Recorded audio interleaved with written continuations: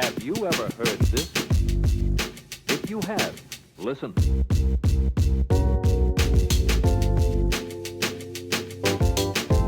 Good evening, good day to you gentlemen. Good motherfucking Tuesday, everybody. Here we are. It's Monday. They don't need to know. Yeah, I guess they don't know. This is Cody KaiCast. This is our 73, number 73. 73rd episode. How dare you not invite me for 69? You know, What did you do for 69? T-Double and Trey God. Cool. Yeah. Right? Yes, yeah, that was 69. We're I remember all because I was young. like, hell yeah, nice. Yeah, 73, bro. We're going to be at 100 before we know it, dude. Well on our way to 100 for sure. Yeah. So, Nick Rain's with us today. welcome to the cast, And, Mr. and Nick the Raines. dog.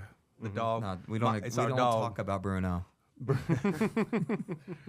Bruno. Is that the pseudonym? I guess I don't know if we're gonna disclose identities on this podcast. Don't show them. I don't gotta- want to show my dog's face. We got to protect our rights. It's like Yeah, fucking yeah. Charlie Kirk and his kids. Whoa, Yeah, whoa, dogs whoa, can't. They can't consent Nobody to in being the on picture. camera. No. Yeah, we like getting right into it. Thanks for coming through, man. You're in Austin here for a little while, right? I mean, you Yeah, said a you were little bit longer. leaving. When are you leaving? The 15th is my birthday, and we head out for tour on the 16th.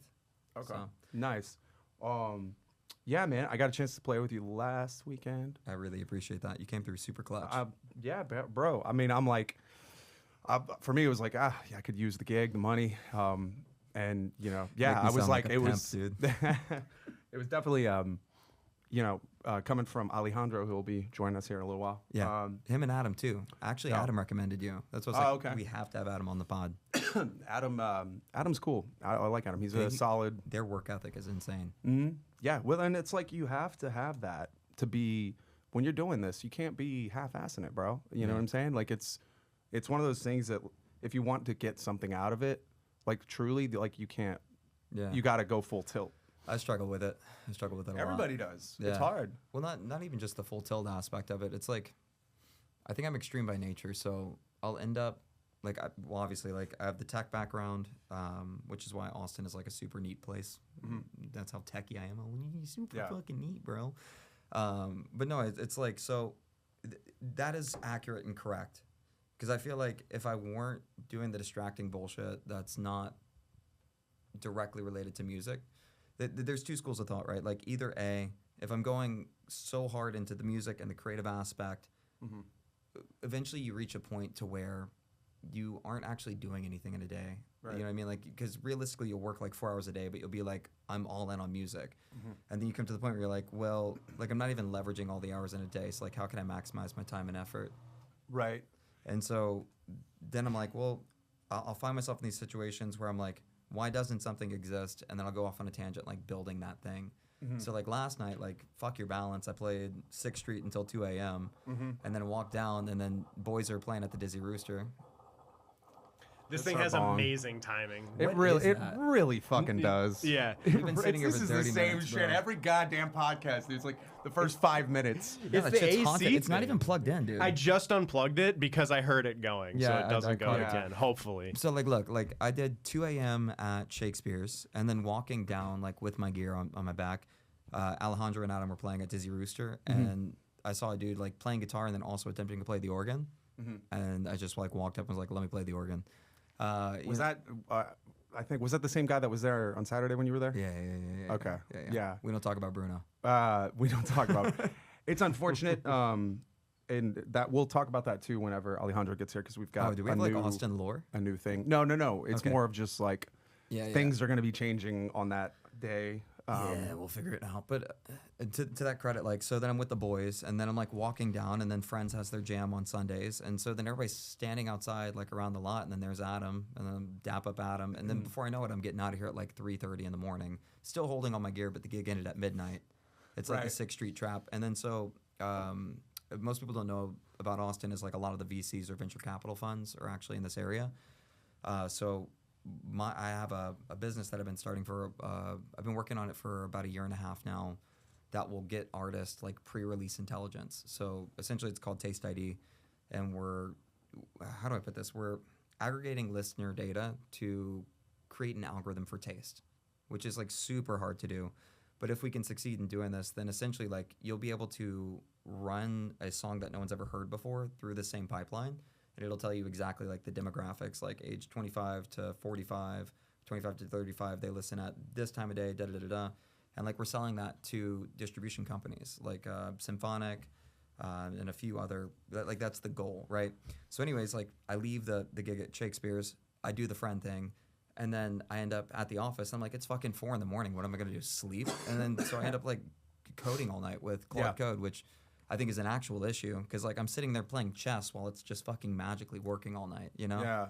So I mean, you're actually coding. You're not just using AI necessarily. You're I'm just using AI. Oh, you are. It's crazy what you can accomplish. Yeah. Like I built an entire first party like machine learning pipeline that can take a song like the actual audio and understand the contextual significance of every part of it. Yeah. Can tell you the instrumentation, and then what makes us different than anybody else is like quantifiably tell you what makes that song that song. Like not just like, oh, it's rock, it's hip hop, but like all of the subgenres that add up together to make that song a song. Yeah. But that's neither here nor there. Like that's the big, long, audacious project, anything else. And then in between, I think so you don't go crazy, like because we have something that we call a graveyard dock, and every time we're working on something, like it never fails. Somebody will reach over and be like, "Well, that could either be a song or that could either be a project." And Steve Jobs said it best when he's like, "Real prioritization isn't saying no, but it's saying no to the things that you really want to do." Because, like, saying no to shit you don't want to do requires zero discipline. Right. But if you're like, yo, do you want to make, like, a telepathic device that can talk to dolphins? You're like, who fucking doesn't? But, like, Yeah, so they can tell you, I want to fuck, I want to fuck, I want to fuck. So, but in reality, like, the tech stuff's super boring. And that's what we aim to do and make it, like, it's something that runs in the background. But you learn something through every project, whether it's music or whether it's technology. Like, so everything that I've worked on in the past 10 years, like, I'll give you the basic rundown. Like 10 years ago, or when I was 18, I saved up all my money, built a skateboard ramp, you know. But then after that, I saved up all my money. Like a half pipe? Like a half pipe. Like a straight, like a real half pipe? 8 foot wide, 24 foot long, or maybe it was 32 foot long, 4.5 foot high. Like a legit. That's my shit. Like scary to drop into shit. Oh, like fun to drop into. I love Well, it. Double the height if would've you been were a bad. newbie, scary. Yeah. Yeah. But Okay. it was awesome, man. And we had kids over to the house, and it doesn't even matter. But all that to say, I saved up my money, and then I wanted to go to a studio because I'd written my first song. And then that whole experience was the most, like, it's the first time hearing your voice, and it's the first time on a microphone like this, and you're just uncomfortable with the whole process. And then there's this, like, weird, I guess, time-bound dynamic on top of it, so you feel like you're in a scarcity mindset. And it's not like a great place to create. And then coming out of that experience, I was like, I don't know what that was, but I'm going to dedicate the rest of my life to figuring out end to end, because I heard a story about Jackie Chan. He wasn't just an actor. He was also a stuntman. He also learned the lighting and every aspect of it. So coming from that, and growing up in Louisiana, I didn't know much about the industry, but I was like, I'm going to learn end to end how to be an artist, how to write the songs, how to record the songs, how audio work, how lighting work, how camera works. Every aspect of this, from the digital advertising on, and I'm going to base my decisions around 10 years from now being able to do every single aspect of this job. Yeah. I mean, that's because I grew up poor, like poor as shit, because I Yeah. couldn't afford to hire anybody. So I was like, Yeah. the only way it's going to happen is if I figure it out. I think, and also it can't hurt to have those tools. Like, so let's say later down the line, and you're starting to get enough of a traction that, hey, maybe I can bring people in to help and do things so I don't have to do everything. Yep. It's still good to have that knowledge, because if somebody's doing something for you and you're like, yo, this color grading is fucking shit, what are you doing? Like, you 100%. know exactly what's happening Yeah, with it, so that even if you're not directly, doing it, if you're being, if somebody's doing something for you and if it's not coming out how you would, to your standard, you're like, this is why this isn't, change this, and you can actually, efficiency and time. And I think that more than anything else, like the ability to communicate what you want to another sentient human being and have them understand that in the least amount of time possible is the actual skill that we kind of need to hone, whether that's executing a command, like not a prompt like an AI, but like just knowing what you like and saying, typically I like my mic a little bit hotter, but the level down. Or some people like it the inverse. It's a different feel on the microphone, and that feel changes how people sing and all that sort of jazz. Or on the complete opposite side of that spectrum, like in a song, being able, or a comedian, like economy of words. How do I articulate this point to create a picture in people's minds that what I see in my head creates an image in theirs, or like how do I get this point across to another person? And I think that's the name of the game for everything, from sales to marketing to songwriting. And songwriting in terms of like lyrically versus like writing a joke, let's say, it's the same. It's like cut the fat. Yeah. If you've got fluff, get it out. And I think the same applies with a great song lyrically. It's always simplistic. Yeah. You can say something, but you're not the verbiage is going to be confined to get the point across to say the thing in the most effective way without Also order of information, so like I was working on a like in the round sort of thing today. Like it's not a parody, but there's this guy who wrote this song called Bangladesh. It's like you never take me to Bangladesh, you never cook me sausage on an open flame, you know me with whatever it is. Okay. And never heard it. Okay, dude, you gotta check it out. This dude's hilarious. The line in the song that caught me off guard was you've never poisoned the mojitos of my enemies. I was like, what did he just say? Dude, that's wild. Bro. That's a crazy line. Yeah. No, but it's like a meme song. And now he's on like the listening room floor with actual songwriters to his right and his left. And he sings the original version, and then they're singing their version of it. And another girl's like, you never pop lock and drop it. You've never made me hot pockets. Like, so they're like adding their own flair to it. And it's fun because it's created this environment where like there's creativity in terms of like songwriting, where songwriting's now, how do I write a hit? Like we're going into a room, like we have this one objective. How do I write a hit?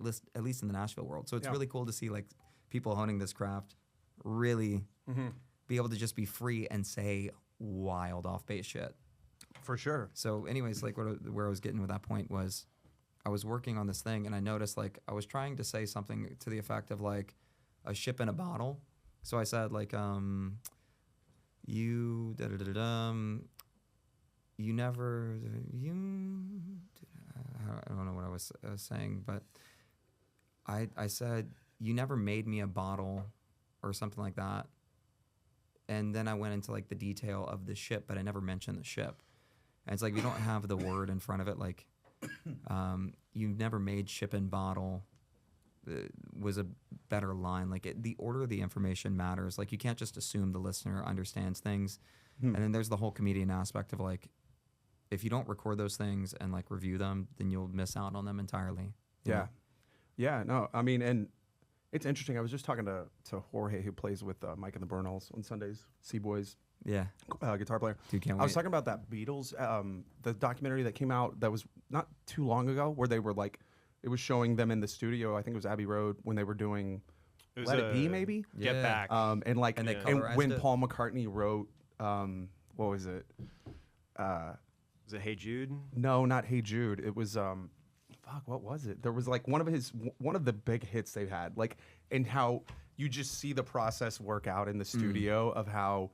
Go to YouTube and type that out. I know we won't be able to use that, but like just so we can get a framework. No, because it's like it's really cool because you're talking about like where there's a lot of hats. I talk about this a lot too, like where you put on this hat, that hat, different things. So like as we're doing comedy, one thing is like, well, you balance being a drummer and a comedian and a podcaster. Well, I had like a show, Beats and Bits. Yeah. So it was comedy with like a drum, like my boy Renee and he'd do like textural. So the exact moment of the the exact creation of Get moment. Back So it's right like there. you see it just actually in progress. Go Can to we play the it? shorter one, but just that one, yeah. Yeah. Because it's so cool. Oh, I like this. I got audio. He's like got the audio. Because he doesn't even know what he's doing right here. He's like, Well, no, this is the process. You know what he's doing is he's channeling the muse. And by the way, you can use this audio. you can? Yeah. Until he starts humming the melody. But this right here is the secret sauce. And most people won't ever like summon the courage to take that step. John Mayer says, as long as you're sitting there strumming, as long as you're sitting there strumming and you're not doing the vocalization, it's basically like masturbation. It's just like self-pleasing, but until you open your mouth and start vocalizing, you're not channeling whatever that thing is through. So Like a yesterday George started out like yawning. this. It was originally scrambled eggs. They didn't have the words, and they're going scrambled eggs. Yeah. And then he's gonna probably hit Get Back, and everybody's gonna go, "What'd you say?" I would venture to guess. And then it's like, and then it just clicks in. Yes, Right? yeah. You know what I mean? Well, you get It's like little get hints back, of it. Get back. And they're like, wait, I love this. Like, I want to see the moment where Ringo's eyes just go, what? You know what I love about this too? the way Ringo looks at him, like, even whenever you are the fucking Beatles, the people that are around you are just looking at you like, See, now he's starting to get it a little.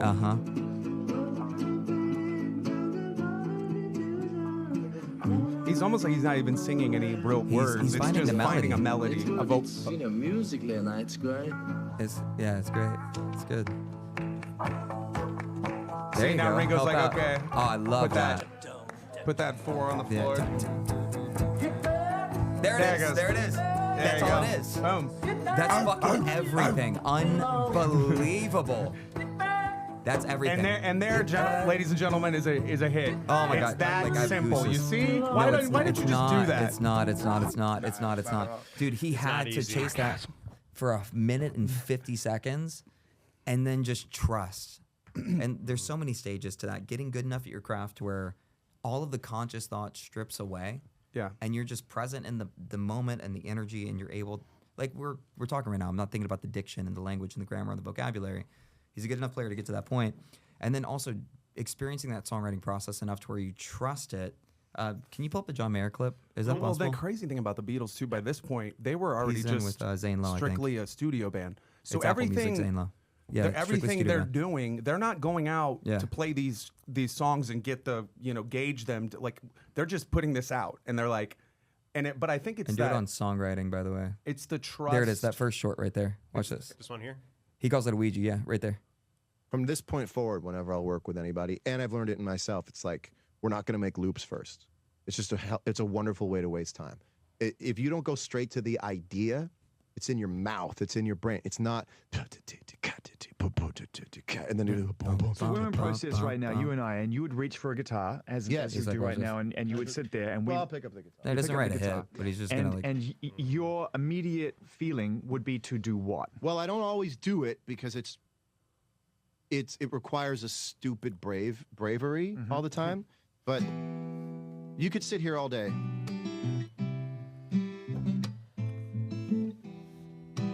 You can go, okay, maybe that's something. But if you don't go, sunlight's beating on the corners of the walls, and I'm a Mr. Know-It-All. Heaven calls, get yourself right now. If you're not, if you're not crazy how Ouija you board, Is that improvising that? immediately, you don't. You're wasting time. Yeah. It's like when the song came on. Like when music hits, I'm trying to hone that songwriter thing, no matter what I'm doing. There's also an authority in it that you like when you sing. like you have to like own those words be and present. own that. Yeah, be and like being in your space and like fully 100%. like engaged in it.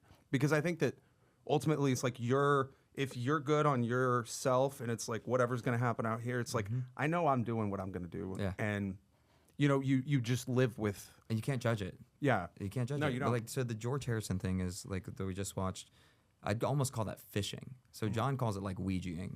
You're moving the mouth and you're hoping something comes out and you're trusting it. For me, that process looks like going into a dark room legitimately, like a feeling of safety, and I put on a voice memo every time I'm going to record. And then from there, I just try to shut everything else out.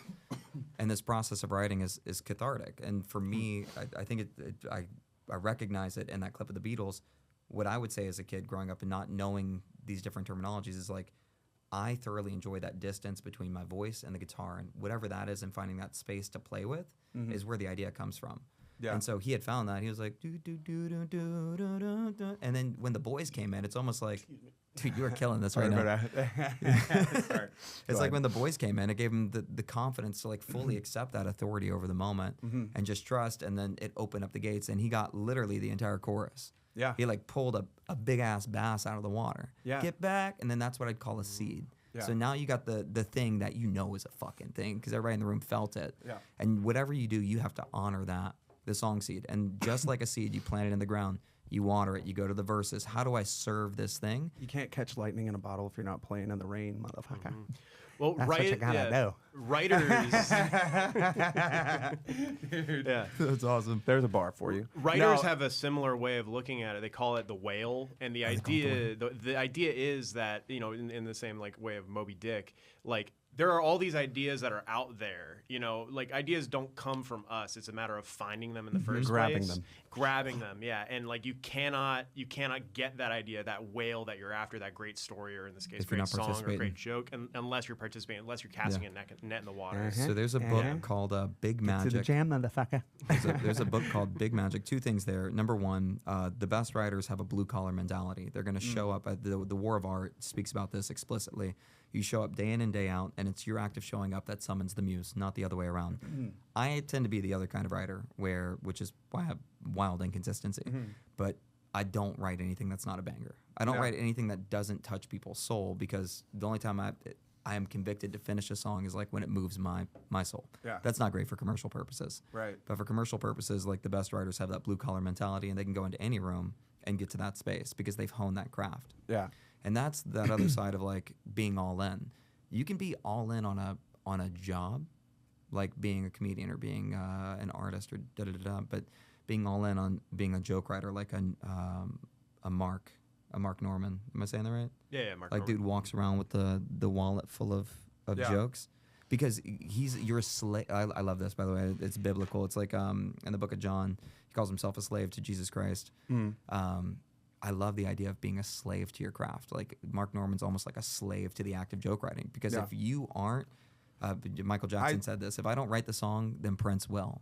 Yeah. Well, and I said something similar. We've talked about this before too. Like, you have to be obsessed. You have to be obsessed with whatever the thing it is that you're doing. Like, truly obsessed. Is it obsessed, or is it that like you're getting some value from it? Like, it gets your rocks Well, off. but you're not going to be obsessed from it if obsessed with it doesn't if you're give not you getting rocks. Yeah. value from it. So I think that's following like already. But it's like you have to be It's so much because easier to no be matter what obsessed it if you're- is, it's not going to be fun all the time. It's just not. It's like I actually have fun editing clips a lot of the time, but some of the time it's just like, fuck, I need to do this. And it's like, ugh.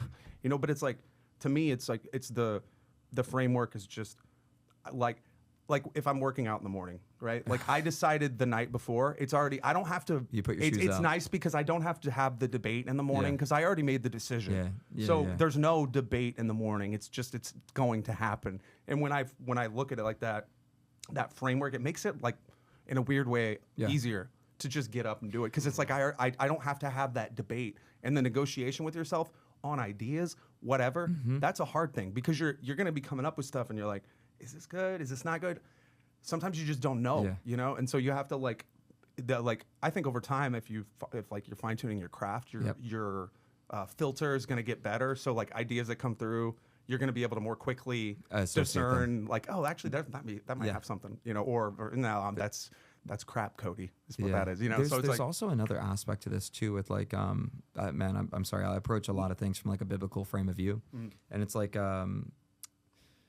essentially what comes in through our eyes and what comes in through our ears is what's going to come out on our tongue, right? Like I think Matthew is kind of talking about that, the book of Matthew and the Beatitudes. But essentially the way that this shapes up, when I was at Berkeley studying songwriting, there's a guy, I can't remember his last name, but it's Pat Pattinson. And he writes this incredible book and develops this methodology called object writing, which I think would be excellent for any type of writer, not just songwriters. The critical challenge of a songwriter is I have these finite spaces, time-bound, where I get a certain number of syllables to try and plant a picture or a situation into your head. It's not like prose or narrative where I can build up a long exposition and paint this dramatic scenery. So the best way to do this is with descriptive imagery. And so just like you wake up and decide to go to the gym, I think the hardest thing and what the best writers do is they wake up and do what Pat calls waking up your inner writer. So essentially, if the first thing you do every morning is like a 90-second exercise of going through your 5 senses, sight, taste, touch, sound, smell, and then 2 other senses called kinesthetic and organic, you go to this website called objectwriting.com, and it'll give you a random, I want to say it's a noun, right? Like an object. So it'll be like microphone. And then as soon as you see that, the timer goes off 90 seconds, and you just, like Jack Kerouac, do not judge what you're writing, stream of consciousness flow, but you try and hit every one of those senses. And in doing so, what you're doing is, he calls it diving for the gems. You're able to get down to those sensory images much faster. And then you can add in different layers, like playing with like, I'm going to do strictly third person or first person or direct address and this type of writing today, or I'm going to write it from past tense, present tense. So you can do these different workouts or exercises. But regardless, at 90 seconds, it doesn't matter if you're in the middle of a sentence or if you've completed the thought, you put your pencil down, and what that encourages is to actually want to be able to pick it up tomorrow, because in the back of your head, the rest of the day, you're going like, fuck, I didn't finish that thought. I didn't get there fast enough. And what that ends up doing is the rest of the day, it's wild how this works, but because you didn't just jump on your phone and scroll on social media, I think covetousness ruins your day in that regard. Like, you'll see something that somebody else is doing, and you'll start to measure your life by that standard. But if you go directly to yourself the first thing in the morning, and some people do like daily devotionals, it's not really my shtick, but like if you awaken that inner writer, then the rest of your day, you're going to see the way that curtain drapes or the light hits it, and it's going to trigger something in the back of your mind. Like, I was just on a drive, and I did that, and I just remember vividly going like, oh, the road is a ribbon. I was like, well, that's beautiful. Like, let me park that into like my notes, and I'll come back to it later. Like, Yeah. you'll just pick up jokes or whatever it is throughout the rest of the day. I have this thing where I think that if like, to me, if it's really a good idea, I think it's going to come back. And like, I just had one where I did last night, and then it came back today where I was like, it's just for a joke. But Okay. it's like, or maybe a skit. Yeah. But it was like, people that dig their own grave. Like, I don't.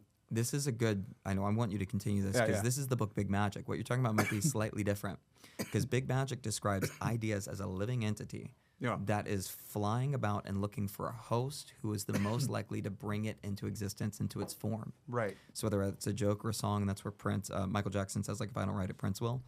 But in this, like, if it keeps coming back to you, it's tapping you on the shoulder and going, like, especially when it's like maybe not a joke, maybe a skit, a podcast, a business idea, and you keep shrugging it off, and it's like, hey, but at some point it does go away if you don't answer the call. No, yeah, I know. That's why. But I'm like, I was just gonna say the idea. The joke Do it, itself, do it. because I don't. The grave. This is workshop right here. Yeah. No, but it was just people that dig their own grave. Yeah. Like, if somebody was like had a gun in your head, like Yeah.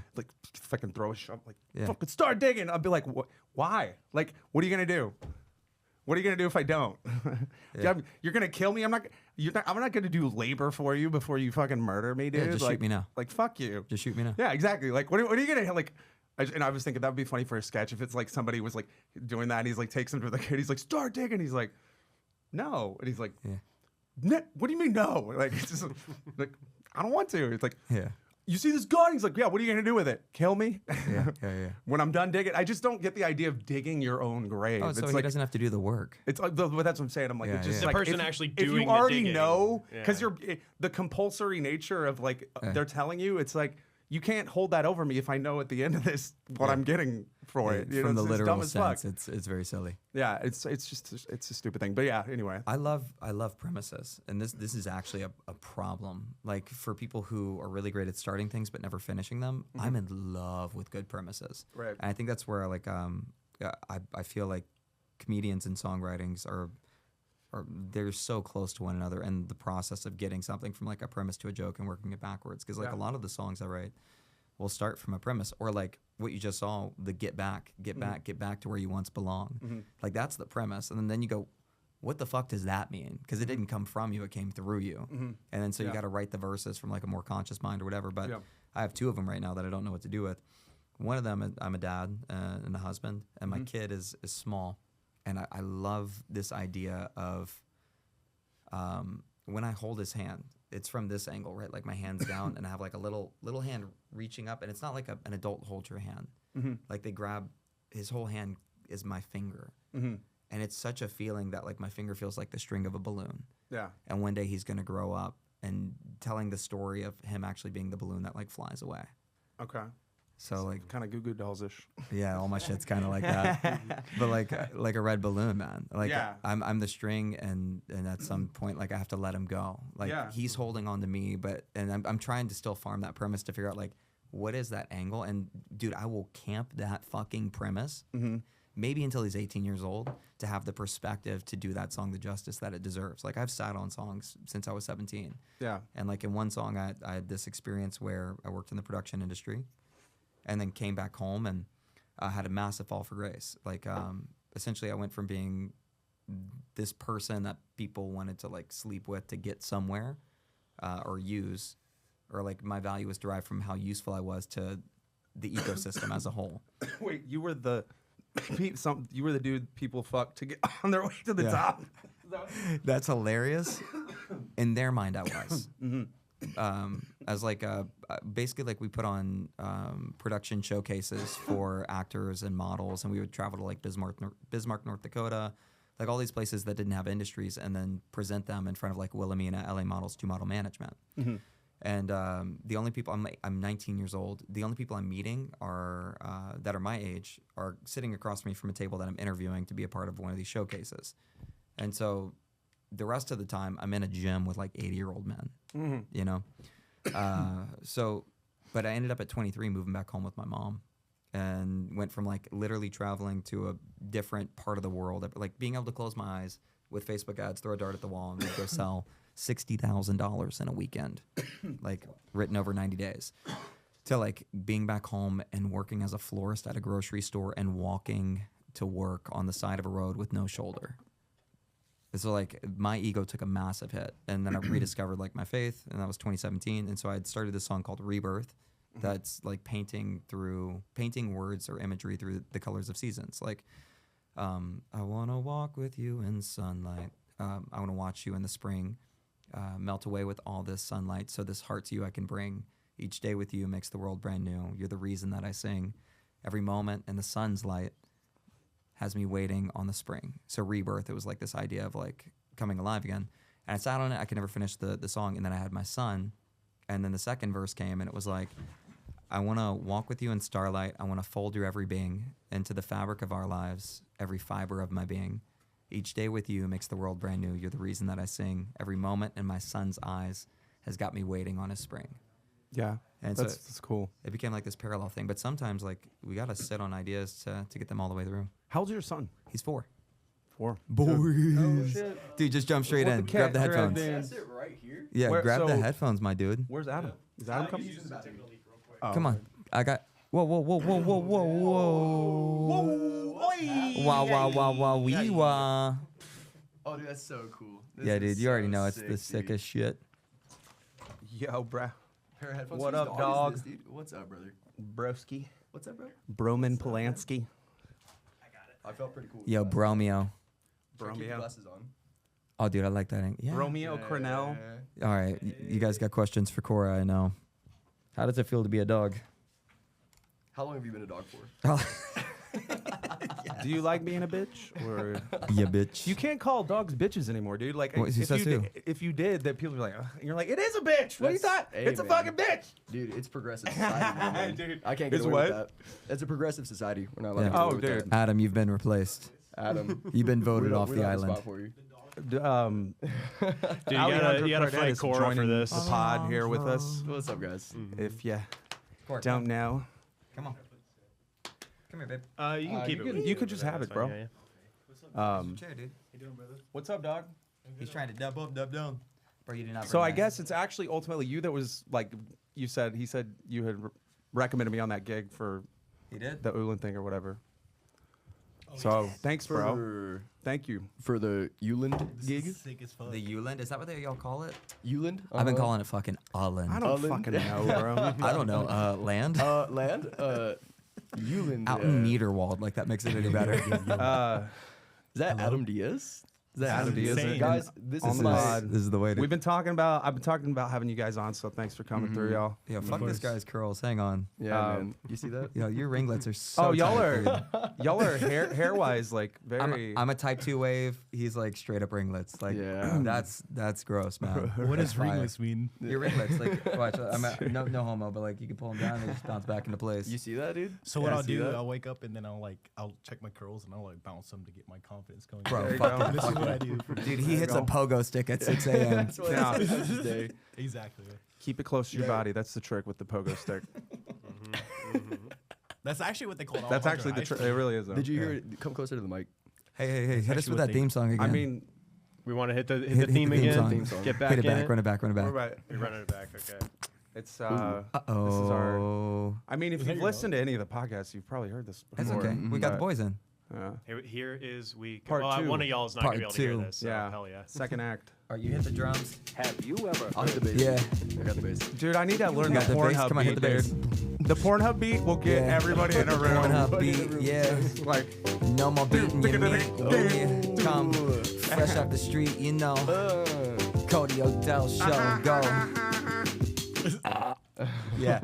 I like where this is going. This is great so far. Immaculate vibes. Check out Alejandro Cardenas and I this Saturday, July 4th. Actually, this right. won't be out by then, but we'll That's be every crazy. Saturday.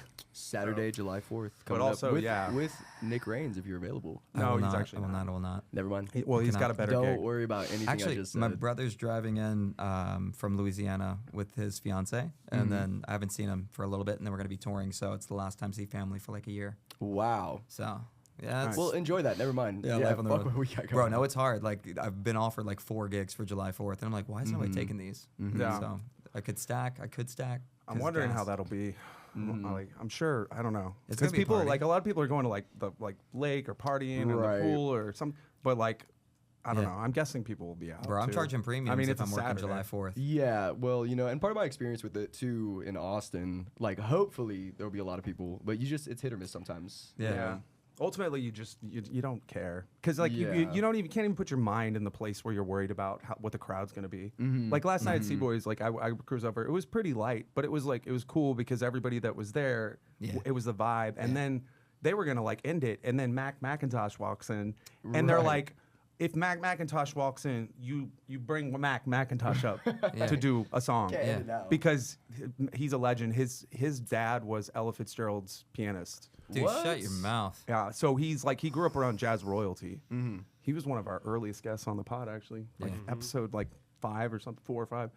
But yeah, so anyway, when he comes in to the establishment, if he wants to, you're Mac, Yeah. get up, and so it was cool because it's like it was not a big crowd, but they went overtime with it, and everyone that was there was like, so it's like it's always be if you can't be with the crowd you love the crowd you're with. Yes, yes, That's what very it is. true. Seaboys is so unique too. Like that crowd. I mean, there was a time like the keyboard player for the Cool in the Gang was in there. Like, it's Yeah, just a I've seen crazy him there on place, more man. occasion. He was doting on Reese, dude. Yeah. Do you know his name?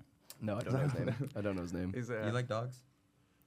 Actually, I'm scared of him. I All gotta- right, That's why he's not let her talking. sniff your this one hand. looks very intimidating, so I Are thought. you serious? Yeah, This I'm one looks serious. intimidating. a palm? Oh, bro, These actually that's remind me of. crazy. Do you remember Fred from YouTube, like Yeah, 2007? Yeah. Yeah. Remember when he used to call those squirrels? Yeah, squirrels. Exactly. That's what I think of. But no, like here, stick up your hand. Okay. Let her sniff your hand. Don't bite me. No, she won't. So that's how you say hello. And First then you know what thing she wants you she to do? She wants you to pet her. Oh wow, She just wants pets. Imagine that, a dog that wants to be pet. Yeah. unbelievable. But so whenever you introduce yourself to dogs, always let them smell you. Mm-hmm. Never smell like meat. Mm-hmm. I mean, don't never smell like meat, but like, don't smell like something that wants to be eaten, I guess, if you're afraid of dogs. So you can't jerk off before. Yeah, no, that's wild. Yeah, if you jerked off and then let my dog sniff your hand, I think that's like a felony. Hey, That's a felony. We're dude. fighting right after that. I said, can't let that "Hey." slide. Yeah, she's old. She's she cute. likes it. She's sweet. What's your Dude. name? Her name is Cora, like Cora. the Avatar. I like that. Very nice. Also Arabic for ball. I think this is the Really? first dog we've had on the podcast, actually. Right? All right, Cora, to your business. Cora. Ow. Anything you she's want to a- plug? Any upcoming Look at that little shows, slut. Cora? She's a little slut. You saw me. Dude, I I'm saw putting you away now. I saw Eliza Schlesinger bring her dog out Shut your for like the mouth. last 5 minutes. For like the last part of her set, She and I'm in like, town? come on, bro. You're gonna get your dog out of the green room to close your set, Yeah, like, yeah. It's like a little hairless thing, right? bro. But I'm like, Yeah. there's okay. You're Taylor not Tomlinson is following funny. Eliza Schlesinger, I can't even, dude. Like, it's like she's got a thing, and it's like she's very Next level. mad, and I'm like, I don't. It's like thoroughly being enjoy- angry as a comedian and pulling it off is very hard. Like Bill Burr, even though Bill Burr even now.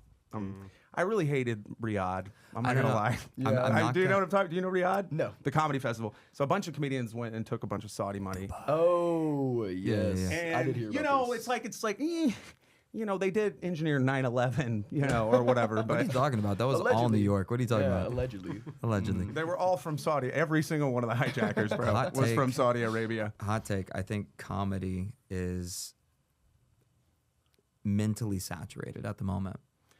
I think that I got to a point where I watched enough Joe Rogan that I stopped watching Joe Rogan because I also hit a point as a listener where I was going like, hang on, I've got a fucking life. Like Right. I know more about this dude than I know about my wife right now. Like this is a problem. It started to get pretty masturbatory, and at a certain Yeah. point where you're like, I still listen sometimes, depending on the guest. If there's certain guests I might like really want to listen to. You can't not listen if he brings on like a Kennedy. Or, yeah. Well, and it's or somebody fucking hilarious. but he's also compromised at this point, I think. Whoa, that's wild. Yeah. That's I don't know about that. I mean, Indeed. like the way I he like where treated this is Theo going. Vaughn. No. This is The way he cool. treated Theo Vaughn the last time he was on his podcast was he not- apologized. Well, okay, fair. All right. He did apologize. Fair. Because it was like After Mark Andreessen, which but by the way, it's that like- guy's. it's like he should have never done that. Because it's like Yeah. Theo's. I don't think he was The malicious thing with about Theo it. is he has the kind of like, but Like, he's I'm a Joe actually Rogan not apologist, dumb. you He's know what I actually mean? pretty intelligent. Right. So it's like he kind of plays that guy, but then it's like, yeah, Yeah. for sure with all the stuff. But no, it does make me sad at times that Joe used to be like off the cuff, wildly unhinged. But I think through life experiences, you learn that like I'm gonna bite my tongue on this one because like I just don't even want to deal with the repercussions. Yeah. And in a Right. sense, like that could be compromised. Like playing it safe could be compromised. But I don't know. Like I don't know the guy personally, so I don't have any take on it. But what I mean by like I think comedy, I don't think comedy's on its way out by any means. But I think that like our access to media is not like diminishing its impact. It's just like I'm seeing people too much. Like you have this take on Eliza Schlesinger, whereas if I just saw the one Netflix thing, I'd be like, yo, that fucking lamb shit she does is so funny. The way she portrays like women and like everything about her is hilarious. But it's like by the fourth fucking Netflix special, I'm like, I don't know. Whereas I think right now, Tony Hinchcliffe's recycling material, like straight up. I was couldn't watching. watch it. I didn't watch the special, but I was watching the clips, somebody did a review, I guess, or whatever, Yeah. of the special, and he was like talking about some of the stuff, and there was one part he straight up was recycled some jokes that Yeah. he did on Oh. a different special that was like I think came out like 4 or 5 Yeah, years you ago. can't cheat it. Right. And Right. here's the thing about Tony Hinchcliffe: he's not writing jokes. He's not focusing on stand up. He's doing his show. 'Cause it goes back to being all And in. it's like, so yeah, if you're like you can only do so many things, right, at once. You're either going to be a Mark Norman type of joke writer, and that's all you do. Yeah. And when you watch his special, like he actually switched up his style on the second special. But Mark could also be on the fly imposing like on a show like Kill Yeah. Tony, which I think he's been on before. Yeah, he's Oh, yeah, actually he's great. been multiple He's times, fucking yeah. fantastic. Yeah, Right, and right. it's like one of those things where he can also do that. He can also flex that muscle. Yeah, but You know what I'm saying? I think spoken word's actually on the rise right now. Like John D's just released a track. I don't want to get this wrong. It's Black something. But if you haven't heard it, it's so fucking cool. It's like 3 different styles of music inside of one. It's got like a Really? spoken word section inside of it. It is beyond hard. It's like one of the coolest tracks.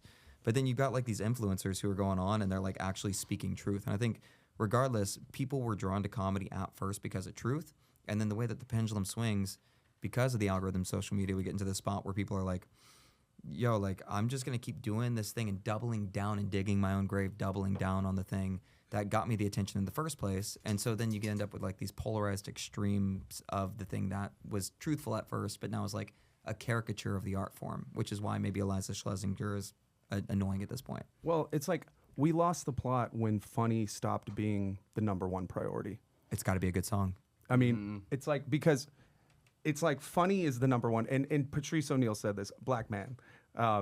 Funny jokes and unfunny jokes come from the same birth. You just don't ever know if something's, but you should be able to like make the attempt to be funny. Yeah. He's like, it's like fighting for the attempt. It's not fighting for whether Yeah. or not it's funny because yeah. you don't know. You don't know until You you, don't put it know. in front of until you try somebody. it. You're only wrong until you're right. You Yeah. gotta give it a shot. Yeah, like the other night I hopped in on the jam, and you don't know, like especially if you never played the organ and then you play the organ, you're like, I don't know Right. what's about to work, but then now I know like fourths and fifths kind of work on it. We so. should get our guitarist to do the Star Spangled Banner again. and just shank it the whole time. We had our guitarist this week on Saturday. How in depth are we gonna go about this? I mean, I don't want to name any names here, but No, I nonsense, do. yeah, no. We Are can you doing the hot goss? situationally talk about it, but we're taking over Saturdays at Saturdays at Dizzy Rooster. from all intents and purposes. I haven't talked to Lion. I wanted to talk to him. well, just about like my name's on the list. yeah, so yeah, it's and locked also in. just so he knows like I'm locked in with you on it. You know what I mean? So, but yeah, because the guy that hired me, and I think you had been on the gig, right? Wait, which one? With him prior. It was with Sean Kehoe. It was with Okay. but it was not. It wasn't Well, the same band. and that time. like talented, very talented player, like Very talented player. extremely Yeah, very talented player. You know, Like great dude. yeah, and unfortunately, you drugs can be a thing sometimes. So Was it meth? well, no, I'm maybe. Dude, come on. I'm not man. gonna like put I- anybody I on guess blast, you did just say his but name. it's You know? it's no because it's like I don't want to be that dude. Yeah. I really don't. Yeah. And Yeah. but it is unfortunate, but also slash like heavy we're Seattle obviously energy. like looking forward to like being able to kind of clean up some stuff that I think you and I both felt were. Because it like the idea here is like get people in the bar and What- keep them there. You said this the Right? other day. Like it's all about butts and seats. That's the business. I said that it's You an gotta asses get and people seats out there. business, dude. 100%. That's what it is. How you do it? And that's how you do it. Well, That's it's how the you only do way to have, the more retention that you have, the more money they're going to spend, Yeah. the more you'll end up getting Yeah. paid. Well, also, like, we were jamming for what, 20 minutes just on the same fucking chord progression. Well, and like on the gig we did, it was like you were Welcome to taking that gig, requests, man. and we're just and like we were Work the playing crowd. last weekend, and somebody's like Tom Petty. He didn't even like say a specific song. He just said Tom Petty, and like Immediately. Homeboy didn't even acknowledge him, much less like even try to entertain the Yeah. idea. And I'm like, dude, that's like an easy tip right there. That's an easy and. And it's also, you're gonna, it's a crowd pleaser, but you're gonna build a connection, and they're gonna like be a little we're more talking invested soft ticket right now, you know what I mean? in this now. So, So- this is specific soft ticket goals. Like another Right. strategy is like there's dudes in the bar, but like if I bring in pretty young things and they're sitting here and they're dancing Well, and they and come it looks in, they fun. just don't stay. Yeah, They're they like, don't stay. Well, it doesn't matter Well- if they stay. Like, so what Well- happens is like if you play an empty bar, right? Everybody knows this. You play an empty bar, people are walking past, and what's the first thing you think? Like, well, that place isn't cool. Right. But if you see 3 hot young college things twirling around the bar, the dudes pass and they go, well, let's grab a drink. And then as soon as they start ordering their drink, they're backed up. The next crowd comes in and they go, well, this bar is looking like it's packed, it's popping. Right. And if you can keep that momentum going, Well, what you got to do is command the fucking room. Yeah. You got to it. have authority. You have Presence. to own that Right. shit. Well, you lose And- it. You lose it when like, and I think we had this conversation where like when artistic integrity is like all you care about, versus like making was it there fun for artistic people. integrity at Well, the it's- Dizzy Rooster? Well, it was more that's a like I debatable don't want to question, do the same you know? old cliche things, and it's like, well, the cliche things oftentimes are the things that create more Yeah. It's when it- revenue it's when for you, it's- for the bar, for everyone, and everyone wins. You could also create So- storylines too. and like you can mix in. You don't have to do all crowd pleasers. You can go. Yeah. I'm all about deep cuts, especially if they're like if they groove. Like it's shouldn't cool. all be deep It's cuts, about though. No. exactly, It's but it's hard. about creating. It's more about. It's less about the song you're playing and more about the energy the you're- atmosphere. that you're creating. So Agreed. and you go along through that, and then you may dip on like a ballad or something slower, and then you come back up, and then that's what it is, because the thing that's going to keep them there is going to be the energy being Dude, vibrant. So It's here's the natural ebb and flow of it. Yeah. The thing is like I've been doing the cover gig thing full time for going on 2 years now, and like touring. And if I don't have shows, I'm busking and I'm playing the streets. Like I grew up playing the streets, which is it's all sales. But lately, like, and I mean the past week lately, the bar will be empty for an hour and a half, and then I'll start playing original music because like I don't know if it's the connection with the song, because like I can play a cover song and like be there, go through the motions. It's like being in a joke but not being in the joke with the people, and it doesn't resonate. But I've been starting to do my original music, and then I've been finding joy in the fact that there's like a girl like just sitting there doing like hitting one of these, and so I agree to a certain extent with like the bangers, because like you hit like a I Want It That Way or a Don't Stop Believin', and it gets people in the bar. But then if you can like transition that into like keeping and holding and then having the confidence in your music, it's the first stop on the way to being able to get out of the bars and transition into hard ticket. Yeah, Exactly right. we opened with Hotel California on the second. We did. set. We That's did. I feel like It it was a was good a one. great to one. open with. Money song. It's a money song. Yeah. It's a money song. Everybody loved It's- it, man. Especially and when Cody sang I'm it. pulling off the Don Henley. Yeah, you're sitting there. He's sitting there. He's playing the drums and singing it. Yeah.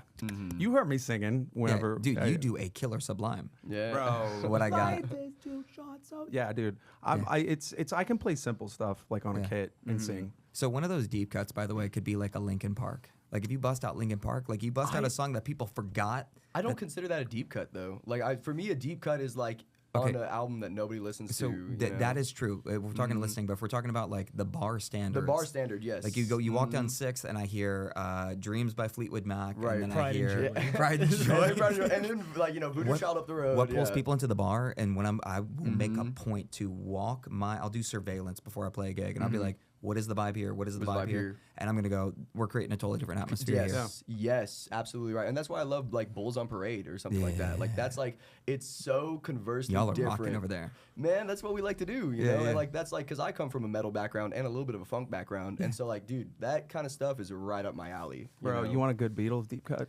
Beatles? She's so heavy, dude. She's so I heavy. want you. She's So Heavy. You know Fat that Bottom one? Girls. No. I want you. Fat Bottom Girls? Oh, Fat Bottom Girls is a good one. Fat Bottom Girls is a great one, dude. Bad. Oh, that is a great one. That is a deep cut. I want you. That's a good one. See, look, Cody sings. I want you so bad. I'm gonna get a fucking copyright strike because I'm a great singer. Yeah, Yeah, dude. it's really dead on. No, but it's like, and then it's like, she's so bound, bound, bound, bound, bound.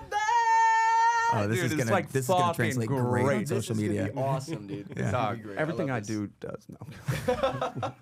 Kiss all Sorry, your bro. Taps it.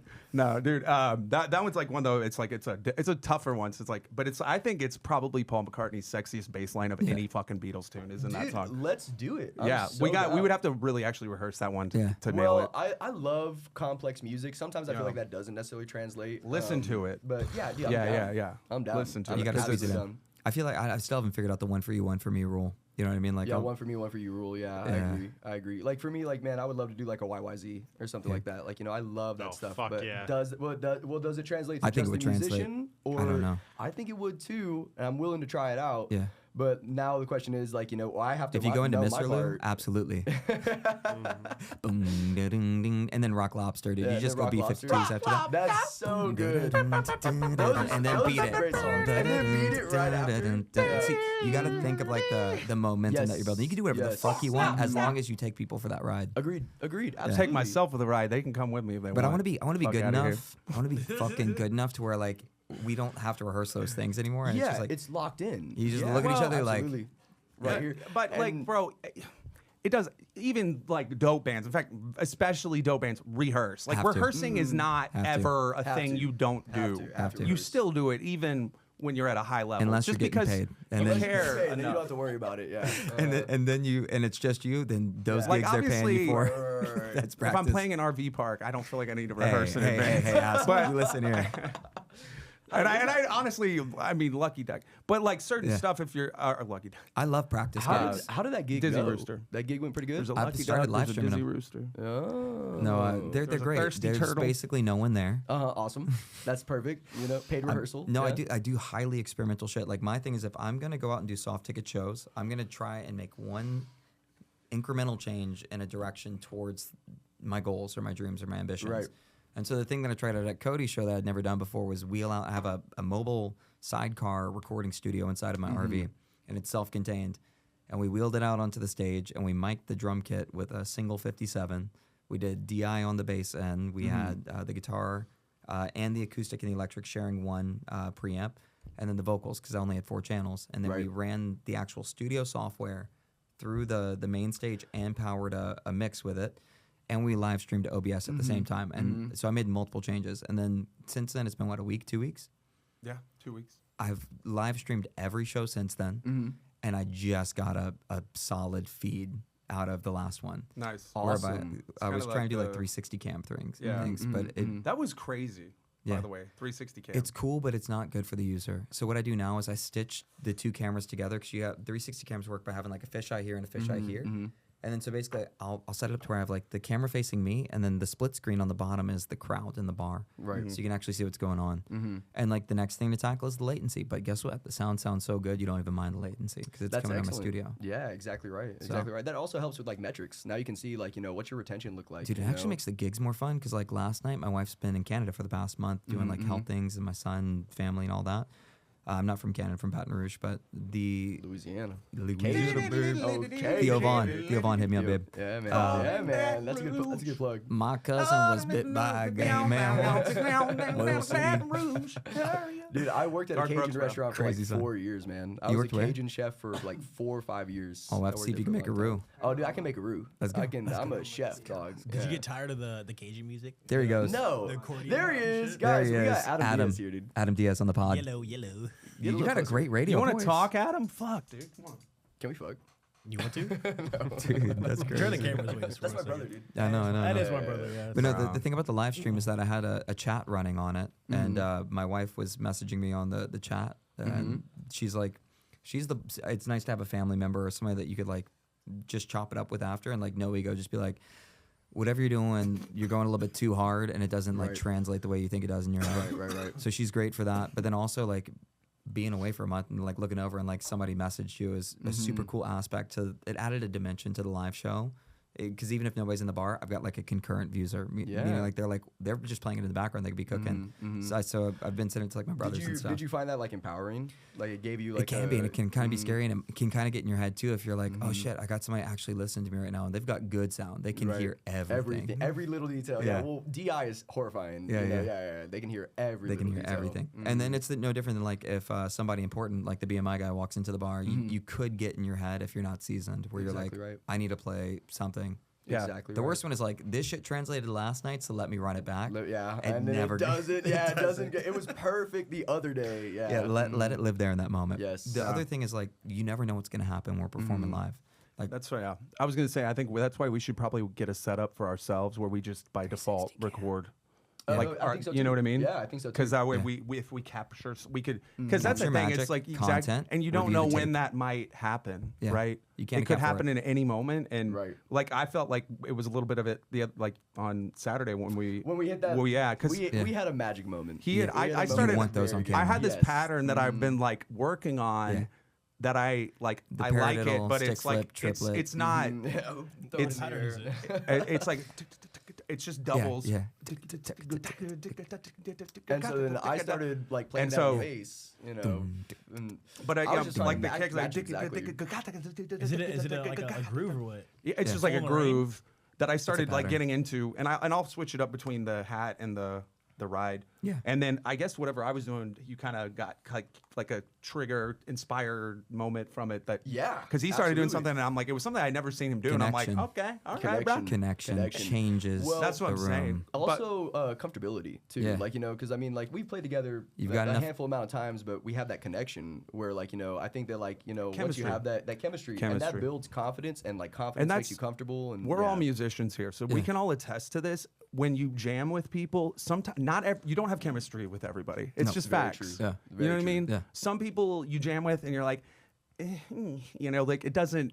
It's just not fitting. They're And it's puzzle not that pieces. they're bad. Yeah. It's just that what we're doing with each I other. don't know about that. I don't Well- know about that, bro. If I can't fly with you, like if you can't hold it down and I can't fly, like I want to have that feeling of like I can trust you with jumping off this building and I know you're Yes. gonna catch me. Yes. Like no Well, matter it's what also happens a in this taste gray thing area. though too. You know, Yeah. because there's certain I don't want to play death metal. Let me you know what I mean? explain. Like I just don't. Let me explain what kills the I have a chemistry. thing about double bass pedals. This is a single pedal podcast. This is a single Oh, pedal no, podcast. Okay. man. Perfect. I This gotta is a leave, si- guys. Unless this you is hit a the single front pedal and back.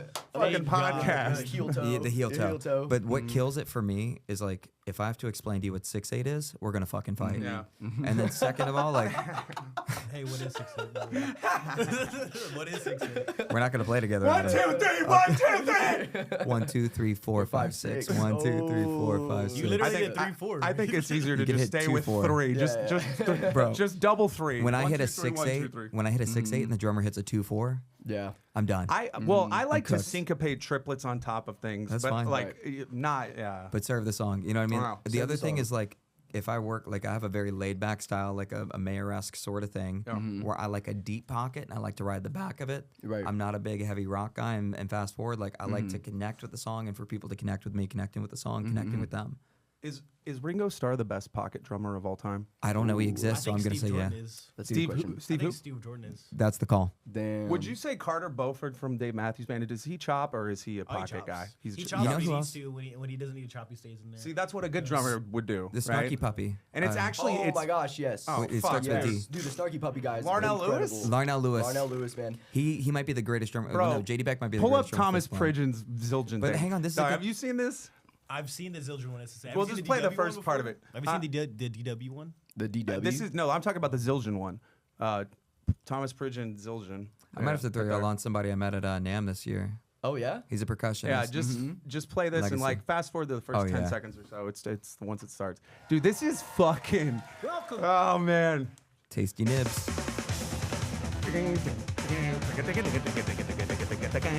I hate it.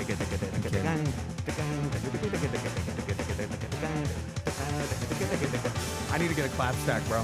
Oh my gosh. Yeah. That's a necessary thing. Dude, what time signature is this? This is 2-2. It's 1-1. It's a 1-1. Now it's a switch. Dude, Thomas Pridgen, bro. This dude. He showed up in our comments on a Joel Turcotte episode. Oh, really?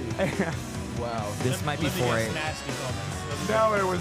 One, Dude, this guy fucking chops, bro. I've been on him since like Gospel Chops with him and Tony Royster Jr. Dude, back in like, Yeah. Oh my dude, and they're goodness. like we talk about this church drummers. There's a fucking thing. With Yeah, church. yeah, It's yeah. crazy. Man, Yeah, oh yeah, my gosh, yeah. it's magic. Church drummers are crazy. just the best. Yo, it's, pull up- it's unbelievable. Pull up Corey Henry in Oh, Amsterdam. dude. It's Corey Henry's just great. the organ and the drummer. It sucks he left Snarky Puppy because Amsterdam. I thought he got kicked. did he get kicked out? I thought he did. No. I don't know. Apparently You he could didn't show Google up to that. rehearsal or It something. is, yeah, this one, The Heart at Midnight. This one here. Yeah. Bro. Henry.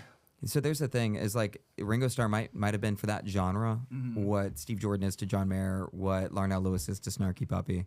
Larnell Lewis is not a pocket All right. drummer. You can fast forward it to like halfway, but I mean this motherfucker chops. Oh, Corey Henry. Yeah, I definitely recognize this guy. We get to the Dude, his most solo recent. on Lingus to me is Is one of the most incredible. Yeah. because like you look at his face during the solo and it's like he's like It's the one, bro. I swear. transit. You know how jokes have children? That solo has children in the keyboard solo community. I swear to God, at the homies jam the other night, somebody was just playing Lingus. Oh, I'm not gonna yes, say who. yes, I was like, yes. that's just the Lingus solo, Yeah, dog. man. Yeah, that's just the Well, solo. Or they'll make allusions to others. Bro, this like, shit other stuff. blows my mind. I mean, from a tonal perspective. Now that drummer is serving the fucking song.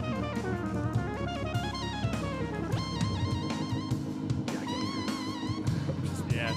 One of the pairs of headphones doesn't have audio. Like, if you can give an artist joy when you play, like, and allow Corey to enter that space where he feels free, bro. good. that's your role Man, as that support. freedom, and that's a conversation I just had with another musician last night, where it's like that's what I'm looking for. Yeah. I'm looking for that freedom. I want to know that like I can kind of maybe mess around sometimes, and I know that, like you said, I'm gonna jump off this ledge and you're gonna catch me. 100%. You know, and that's kind of 100%. how I felt in that moment when we had that connection, where I was like, I knew that I could try this. Yeah, man. And it's not language. It's not language. No, it's the musical dude, language. and it's yeah. it is something that things like I still remember a bar. I was at Steve's house where we rehearse occasionally one night, and I didn't know it at the time, but Eric from the Black Pumas was hanging, and so we were jamming, all of us, and like everybody in the room left except Eric and I, and so him and I are just going, and I just like was like. I'm gonna need a little help. I just can't do this by myself. And I just started repeating that. Come on. And he started singing along with me. And it was like, it was fun, but I had no idea. And then like a couple days later, a friend of mine was like, you know who that was, right? I was like, she's like, it's Eric from Black. I was like, oh, fuck. Cool. Yeah. Well, but I'm like, actually, I'm happy I didn't know that at the moment because I it would would've have been your maybe changed things. But it's like yeah, it would have changed the that perspective. freedom. And it's Yeah. just go figure, right? It's this dude, but it's like those moments where you have that, the thing that, and I have certain friends that I'm like, I feel funnier around for sure Yeah. too, Right. you know? Well, I mean, it's all comfortability. You Right. know? Well, like, if you want to learn that skill of communication, go to New Orleans. I think it's the only Yeah. place left in the world. The birthplace of The birthplace of jazz. I don't know about all that, no, but I know that There's we still definitely use some New Orleans we jazz. use You don't know about that? sousaphones instead of bass lines. Uh huh. You know what I'm saying? You don't know if it's the birthplace of jazz? I don't know, man. I mean, where else was the birthplace? Chicago, I don't know. Houston, Texas. Fucking France, I guess. I don't know. Atlanta, Georgia, actually. Is the Bro, birthplace of jazz. that's one of the most beautiful things about jazz is that it's an American art form. It's originated in America. And yes, everything's derivative, Yeah. right? But I mean, like the thing that is jazz Yeah. Is was, the blues not was American born also? in New Orleans. You're not gonna like my style of It was. music. It I'll came. ask It people came out of somehow. Dixieland Oh, yeah. because Dixieland is like part of like the Bandstands evolution. and the grandstands and Yeah. the big bands, and then And then they still do like But the funeral thing- processions with like marching bands second and lines, shit. baby. It's crazy. second lines. Yeah. So actually, Tank and the Bangas. Have y'all heard of Tank and the Bangas? No. Pull her up. Pull Pull her up, up. JMO. Tank and the Bangas. Yeah, TANK and the Bangas, BANGAS. Hey, how does we're getting copyright strikes all the way? Now we're right. fine. Fuck it. We don't need Surely you've heard monetization. of Trombone Shorty. Yeah, That's another 100%. excellent player. Yeah, I love that guy. So this is Tank. See if you can find her a second line or Music Village or any of that stuff. Like you see that the garb she has in her YouTube profile picture. Very New Orleans. That is Mardi Gras, Very New baby. Orleans. Oh my god. Let's see. Any of this will work, but let's see. Probably look at the view count on any of these. Go down, go down, go down. I haven't really searched for stuff in a while, but Dude, Fred Wesley was just here, and I was Yeah. like, almost. No way. Yeah. From You know what? James Brown. Pull up Yes. the Tiny Desk, I guess. What? Tiny Desk was fine. Yes, that one. The band leader of James Brown. Yeah, 15 million views. Well, yeah, What? yeah. Oh, At shit. Anton. Ow. I think you told me this. Yeah. How? Just you fast forward. My to like favorite James Brown shit is 3 that. minutes in. Which one's Tank? Look at the pocket, baby.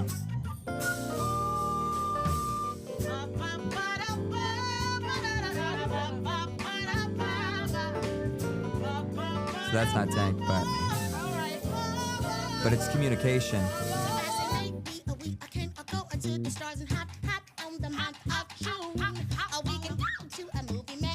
I have your home real soon. Promise. Is there a curfew for your Bruh. purpose for your past? You think you're gonna need to? I'm miles away from mama's place and I can't even be this boy's shoe. What? I'm Campbell's man. Is that there ain't nobody gonna love you like me? Put your blind boy, can't you see? I would have been your meats, your beets, your greens, your peas, your apple seeds. I kind of like how she's not just singing. She's like playing with her inflection. You can write it down. She's like playing with her inflection. And it's not about being perfect. No, it's like it actually creates like a kind of a Yeah, contrast humanity within to the it. music. It's just not just like humanity, and at the end of the day, cool. that's like the beauty of live music. Is that like, I mean, we know it's real now with AI and all this stuff, right? We know that that's real. It's Yeah. us, Like, you and know? yeah, fuck AI. Like, so let me be straight about this. In New Orleans, it's a trumpet culture. Like, if you aren't that dude, Brass. Right. you're gonna become that dude. And you're not gonna come up here and like play the same pattern riff every night. Right. Like, they're gonna push you to grow. When the Saints go marching in. dude. Bro, you're gonna play that, but you're gonna have to bring a flavor that somebody hasn't done in 150 years. Right. Because we've heard it. I've heard it sideways. I've heard it backwards. I've heard it left. I've heard it right. Now, show me how you do it. So what New Orleans forces you to do is find your voice. Right. But also what New Orleans does that no other market does, well, maybe Austin. Once you're in the community, like in Austin, like I could pass by and like jump up on your stage, which is Yeah. dope. Oh yeah. But dude, I remember being 15 years old and walking down. Fucking Cora. He's been doing this all fucking day. I remember being sorry. 15 years old on Chasing Frenchman her Street tail, bro. and walking with my guitar case on my back. And Charmaine Neville at the Blue Note pulled me up off the street and brought me onto her stage. And this is like Quentin Marsalis, or like a professor level, or like a Black Puma, just like, yo, come share the stage with me. Like, 'cause that's how we, it's almost like, let me share some knowledge with you, young one, sort of feel. Let me bring you up. Let me show Yeah, you. 'cause Let me the show you only- what it looks like. The only way you're going to learn is when you enter those moments with craftsmen. And Right. Victor Wooten talks about this in his 12, not 12 steps, but the 12 notes book. He's like, you got records of masters. Like, so go play with the masters and see if you can find parts that fit in with them and communicate, even though it's a record and they're not talking back. Right. You can still fit in. But New Orleans gives you that space where you could like really hone that craft of developing your voice and then also serving the song, and you still got to be a raw motherfucker. You got to You be still bad. gotta be good. Well, and I think with Austin, it kind of falls into like That's this, the like, baseline. You know, but everybody here is blues, man. Yeah. You know, on 6th Street especially. Like, I have the benefit. My father's in a funk band, so like I got like a cool, like, it was a different upbringing. pocket. You know what came on my playlist today randomly? Get the funk out of my face. Get the funk the out brother of my Johnson. face. We should Johnson play that. Brothers. Get the Yes. funk Oh, dude, let's out of my play face. that. Get Let's. the- I'm down. You don't we're doing a like music my pod. We're doing a music pod. You don't have to use it. Funkin' is a thing that all of us release. And I don't know the fucking lyrics. Get the. It just was fucking You semi-pro. ever hear New Orleans funk? Get the funk out of my Kind of face. trombone Get shorty. the- Is the Okay, closest okay. I've I'm gonna have to gotten. throw you some stuff. Dude, I love funk, man. Like, Yeah. We're always- Lettuce is I one love of my it too. favorite DTF, bands, bro. man. I love that. I'm DTF, dude. Down to funk. I'm down Bro, for the funk. did you say lettuce? Yeah, I love Lettuce. Lettuce is one of my favorite bands. What about tomatoes? What about that for our Don't band? like tomatoes. Just What about lettuce. that for the band name? DTF. Just DTF. Oh, that's good, dude. That's Yeah. good. That's great, dude. Yeah? You That's like that? Great. We're down to funk. Down Let's to do funk, it, dude. You know? Mm-hmm. Or DTF. Is this a good idea? Is this a good marketing idea? Because Maybe. I said Rainy Street Rippers and that got. No, I shot that. I think didn't it's like fucking it. like that at great, all. dude. It's I a don't double like that entendre. It's a nod. We could play toadies. But it's It'll so be local. contextual. It's so local. It's a little too on the nose for Yeah. me. You know? Well, it's a fucking conspiracy theory, all right? So, yeah, maybe. Dude, I don't know. There's a lot of dead bodies. Perpetrated by Tony Hinchcliffe. Perpetrated by Tony. Oh. He Hinchcliffe, is the dude. killer. he is. I was hoping we wouldn't say that name on Rainy the Street pod. Killer, and Greg Abbott is in charge Yeah. of all of it. He's doing I that. know that was a joke, He's but- doing the South Park thing where he just like finds those men and just like shoves them up his ass. They disappeared in my asshole. Whenever I It's like the pineapple. Yeah, you No, he's know, cool, dude. I don't know. I wish I did. something about pride before falls and stuff. I don't know. You know, Yeah. that's all I say. I can say. Something like that. That's all I can say. for the Rainy Street Killer. That's how we're gonna find him. We'll find out. Sure, something like that. Yeah. We'll find out. Yo, Ladybird Lover Boy. Ladybird Lover Boy. No, Is- but like Yeah. maybe. We'll see. I like DTF. I like Down to I want Funk. to go back to your point. You were saying something about 5 minutes ago. So you were walking down the street in New Orleans. Yeah. Someone pulled you on. Yeah. How did you feel playing with the homies? Terrified. Oh, at the homies? at the The homies. I felt on at Thursday. home. I felt at home, which is a great place to be. I was literally talking to I popped a Muling string. while he was playing. I was like, so, Smooth, what did man, I? smooth. I was just like, Very how's he nice. doing? And he's like, he's not offending There's not anybody. offending anybody.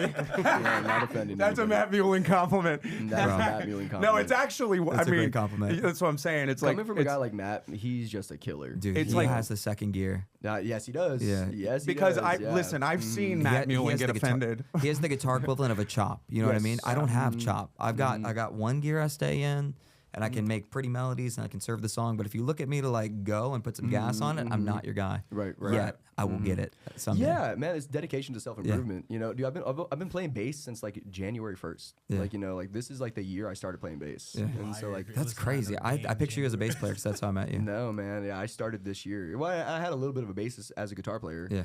But dude, it's just a dedication to self improvement. Yeah. I thought you were Everything that I playing can do to before. get better. I'm sorry. I thought you were playing before.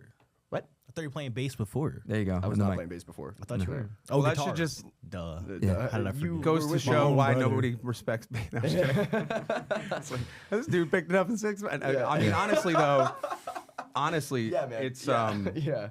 it's a one of those testament. things you if is a if you testament. dedicate to it because like Jennifer Foster in the Audacity, I was shocked that she told me she'd only been playing bass for like 4 years. I think, Yeah, man. And I mean like the things Yeah. she's been doing with her. Well, band, it's I, like I think it applies to anything. You know, Yeah. whatever you put your mind to, like, you know, I mean, it's if you can break it down to little steps and learn it, you know, then like you can figure it out. You know. Do y'all know Tal, the bassist? Tal. This is the hidden gem. She's the Pino Palladino of our generation. Can you pull up Tal? What is it? Just put Tal bassist, and she'll pull up TAO. TAL. Tell. TAL Tal. bro, copyright strikes. Dude, we fuck are your going copyright for shit. gold here. Fuck. And then Yeah, bass it's over BAS. with. We're going for all the strikes. No, There you go, Tal Winkenfield. 9.5 just played. It's gonna be good. It connected. Oh, this chick played with fucking. She was at the what's Kill his Tony show the face? other Fucking Jeff Beck. There's Jeff right there. That's Jeff right There's there. Jeff That's right there. That's Eric Clapton. Bro, we can play some Jeff Beck with fucking Will Gage, bro. Dude, I'm down. Bro. Oh man, there's a Jeff Beck album that has Stevie You gotta Wonder do on this it. shit, I'm though. in Dude, she's love like with, man. the greatest bassist of our generation in terms of being a mercenary. Just being a mercenary. Nice Man, vibe. love it. Yeah, she's great. I love that bass face. Dude. Look at Jeff's. He loves it. Just that He loves it. Look at him. I- Look at him. He's I like, saw- hey. My only goal for this pod is to shout out as many dope musicians as possible. Yes, man. Let's get the plugs in, man. I saw Jeff Beck 3 months before he died. Like, he had like one of his last shows here in Austin. Corey, get your ass up here. That's crazy. Yeah, dude. When I've seen Will and then play Since We've Ended as Lovers, I think is what it's called. Yeah. Or something like that. That's That's a great one, a man. banger. Eric Gale. And Mateo Mancuso Yes, just did it. man. Oh my god, dude. Yes. Oh my God. Yes. Dude. Don't pull it up, pull it up. No. We need to stop doing it. No, this is a podcast. It's too late now. What's wrong with the pod? You know what? This is the best way to chill with the homies. This is my new favorite thing. I mean, you know, yeah, it's cool with this. It'd be cool if we could have like instruments and Oh can do it. man, I would love to do a jam. yeah. I Well, have my bass and my amp. I in bet the you van. would. No, dude, Just fuck me. We gotta. Dude, just bend me over. dude, No lube. Yeah. Adam, no, like, Adam's third contribution to the pod was no lube. That was actually the fourth. I'm keeping track. The fourth. oh man, I'm watching my word bro. count. Yeah, I can't get canceled when there's nothing. Your dog's chasing her tail. it's funny that you think got a that. shit. It's, Oh that's my funny. God. That's funny, dude. Bro, go to the bathroom. That's what she's telling me. is that what she's doing? Yeah. All right. it was a Take great her. We'll see Nick in a minute here. Yeah, I eat up too much space anyways. We'll get Adam on the Bro, pod. well, No, dude. Adam on the to pod. to be continued. You know. Anyway, going here, all right, that's now Adam, now's your time to shine, Adam, fucker. when Come were on. you born? Kai's here. We haven't said anything to Kai lately. Kai, how you doing? Hey, what's up, y'all? What's I up? don't How's it think going? your- I know your you mic's can't not hear working me. for us, though. You can, yeah, I know y'all can't hear me in the mic, but I'm just gonna talk a little louder than I normally would, That works. so y'all can hear. It through Well, the it looks like a headphones. spot just opened up. This is true, but I need this thing. This Oh, whole- okay, never mind. No, And it's the I'm microphone. running this whole. I'm at the helm of the ship, man. You know, Yeah. Dude, I'm you're like the Picard captain. over here. Yeah. You're the captain right now. Dude, just Jamie put it with in speaking autopilot, privileges. dude. Jamie with speaking privileges. Yep, that was our motto. How do we look? Do we look cool? Do we look really cool? Should I put the sunglasses back on? I can't see. No, I you're can't see fine, if I dog, look. dude. Karate. Karate, dude. Yeah, shout out Austin Karate Academy, man. I've trained there for 18 years. Shout out Mental Karate by Thumpasaurus. Great Ooh, tune. ooh. Mental Karate, have you exercised properly? Oh. I've never heard that. Both Anyways, your mind Adam, and your body. Sort of like have you Bloodhound done Gang your type karate? stuff. Uh-huh. Like Bloodhound Gang type. Bloodhound Gang. Yeah. I like silly songs that have a good message. Yeah. You know? I like Anyway, go ahead. my I've discovered that my genre of music that I enjoy the most is incredibly well executed stupidity. Yeah. You know? Yeah. I've gotten that. Yeah, for sure. I think you might have picked that up by how Picked many that up times over I've the mentioned years. Primus on this Yeah, I was just podcast. about to say you might like Primus Primus. is And such a perfect I don't meet you on example. all of yours, but on Primus, I definitely do. I like. Yes, I love yeah, Primus. yeah. Dude, it's the most perfect stupidity. It's unbelievable, man. It's Oh, yeah. unbelievable. 3 incredibly talented musicians Yes. that are all Purposely playing different decided- songs on stage. They've made Yeah. the decision, like, nah, who gives a fuck? Let's Yeah, just they're do their it. own thing. You know, you can always spot a Primus copycat because like there's very clearly someone who's trying to play like Lair, one that's Right. trying to play like Les, and then like the history of it too. Like I come from a huge metal background Yes, as well. yes, we talked about this. Yeah, man. And if you know like Lair, he pretty much like he was one of the founders of death metal, Right, like when he was in right. Possessed, and like that a lot of music. I love the musical history, like. Because, you know, when blues and, like, you know, Texas blues and, like, Stevie Ray Vaughan was going and, like, the 80s pop side of things was going, this whole other world was forming in the metal side of things in Yeah. Seattle with bands like, you know, Death, Metallica, Right, right. Megadeth, Diamond shout out. Head. Love all favorite those band. guys. What's your favorite band? Megadeth. Oh, hell yeah. Megadeth is my Nice. favorite band, dude. What did you think of their recent album? Or their last man, I album? thought it was all right. I think that what's the new guitar player? It's not Kiko anymore. It's not Kiko. It's, No, I don't know I who can't it remember is. his name right now. I saw him live the most recent time they were in Austin. Dude, he's a shredder. I mean, it's Megadeth. Yeah. You know, they're shredders. Who's your I don't favorite think- band, Adam? Dude, I don't. Dude, Shut up. I don't know. You know, Guilty Joy. dude. No, my favorite band is Nickelback. Yeah. I'm lying. Oh, That's not dude. true at Yes, all. That's dude. not true at all. That's not even a hot It's take. the Walmart That's of not a hot bands. take anymore. You The could Walmart say, of dude, back bands. in the day, you couldn't say that you like Creed or Nickelback, but now Yeah. it doesn't matter. Exactly. Honestly, say that. Creed is way better than Nickelback, and Oh, Creed yeah. is still not. 100%, I mean, yeah. Whoa, man. Whoa. I mean, no, man. there. I just grew up on that, listen. man. Scott Stapp got in a fight with my favorite band, and that's why I have a thing about against Creed because That's 311 why- is my favorite band, and they got in a fight. There was like you could Google that shit. It happened like it was like a whole thing. That's why I don't like Metallica because they kicked out Dave Mustaine. And I'm just a yeah. total Dave Mustaine bro. So fucking what? Scott Stapp's a fucking fuckface is what he is. I mean, do you guys fuck with Led Zeppelin? Dude, I've been to Oh yeah, bro. Zeppelin is Led classic. Zeppelin is amazing. But I'm just kind of growing out of it, you know. It's like the shit you hear behind, like the. Is it they don't time talk for me to about. flex that I've met Robert Plant thanks. at Jimmy Vaughn's 75th You told me birthday? Yeah. I You didn't met get a picture Robert with him, Plant? though. Yeah. I met him there. Yeah. So I was blessed to be able to do a catering, and I'm just name dropping all over the place. But I was blessed to do a catering for Jimmy Vaughn. And dude, yeah, Billy Gibbons was there, Booker T and the MGs, and fucking Robert Plant. You know, and I just kind of sat there and just smiled the whole time. I didn't know what to say to him. You know, I was just like in awe. Aside you know? from like, hey, you are a legend who, like, no, it was more like is just crazy, word garbage. yeah. Like I had no idea what to say. Yeah, you're like, you know, yeah, I just like sat there like just smiling as hard as I could. I had no idea what to say to the guy. You know, Yo. he's So just you're a legend. prissy fucking cuck. Yeah, yeah. Well, all right. Okay, I guess I'd just be like, just kidding, but you haven't had it since 1979. I don't even know what that is, dude. A prissy cuck? Yeah, I don't know what the How old reference are you? is. I know. I'm These Not are reference. words I used to describe them. I'm 12 years old. Oh, that's cool. I So just basically, found out it's when about your the mom cuck and chair, dad. like, 2 years ago. In the hotel? The hotel cook chair? Let's Yeah. trickle down. Yeah, I did not. I mean, and it just made it was like it was there the whole time, and I thought it was the tire shoe chair, you know. Dude, have you ever seen those cuck beds in the hotels? Like they're like, it's like there's an AC unit and there's like a bed above the AC unit. Oh my god, dude. So they call that the cuck Dog, bed. dog. Bro, I thought Fucking- this is my problem. I thought you said like there's a Take Your Shoes Off podcast. Mm-hmm. Then my mind instantly went like tire shoes pod. Well, I said chair. That's what I heard. Yeah. Tire shoes. Yeah, I thought you were going with pod with I it. thought that was like, a that'd be- tire. I was talking about the cuck chair. Oh, Yeah, the- that's what I was and gonna say. I just Yeah. and I said I always thought it was the tire shoes chair. Oh, tire shoes chair. Is that Yeah. what the chair's not for? It's not. It's the cuck chair. Oh. It's the cuck chair. And but film too, you gotta film it. from outside. That's crazy. You told me this, right? Fifth I mean- contribution. I fuck with this, dude. I fuck with this heavy. You told me that, bro. Dog. I fuck with that heavy. Get closer to the mic. Bro. Hello? Yeah, I'm sorry. Stay on the mic, bro. Listen, that's another part of Acting this. brand new and shit. Yeah. Dog, nah. If it's I brand new it for you. your girl, no, can't do that. Dude, no way, dude. What? Yeah. No way. I'm What? Not sitting if you there want fucking- it to are you like kidding me? last. Not if you want it to. You'd no, be dude. so surprised, bro. Oh, You'd be What do you so mean surprised. by that? Oh, So I no. used to work production runway for like a long Okay, time. you're talking about like we're gonna be talking about those types. No, That's- I met a model who was like probably 5'11", gorgeous, stunning, thin, looked like a Victoria's Secret model, Yep. Keep going. dating a short king. Nice. All right. Type And, like, shit. She was like hinting, Yeah. you know what I mean? Come be my That she was bull. into short Yeah. dudes. And then she was like, but he's into like cuck shit.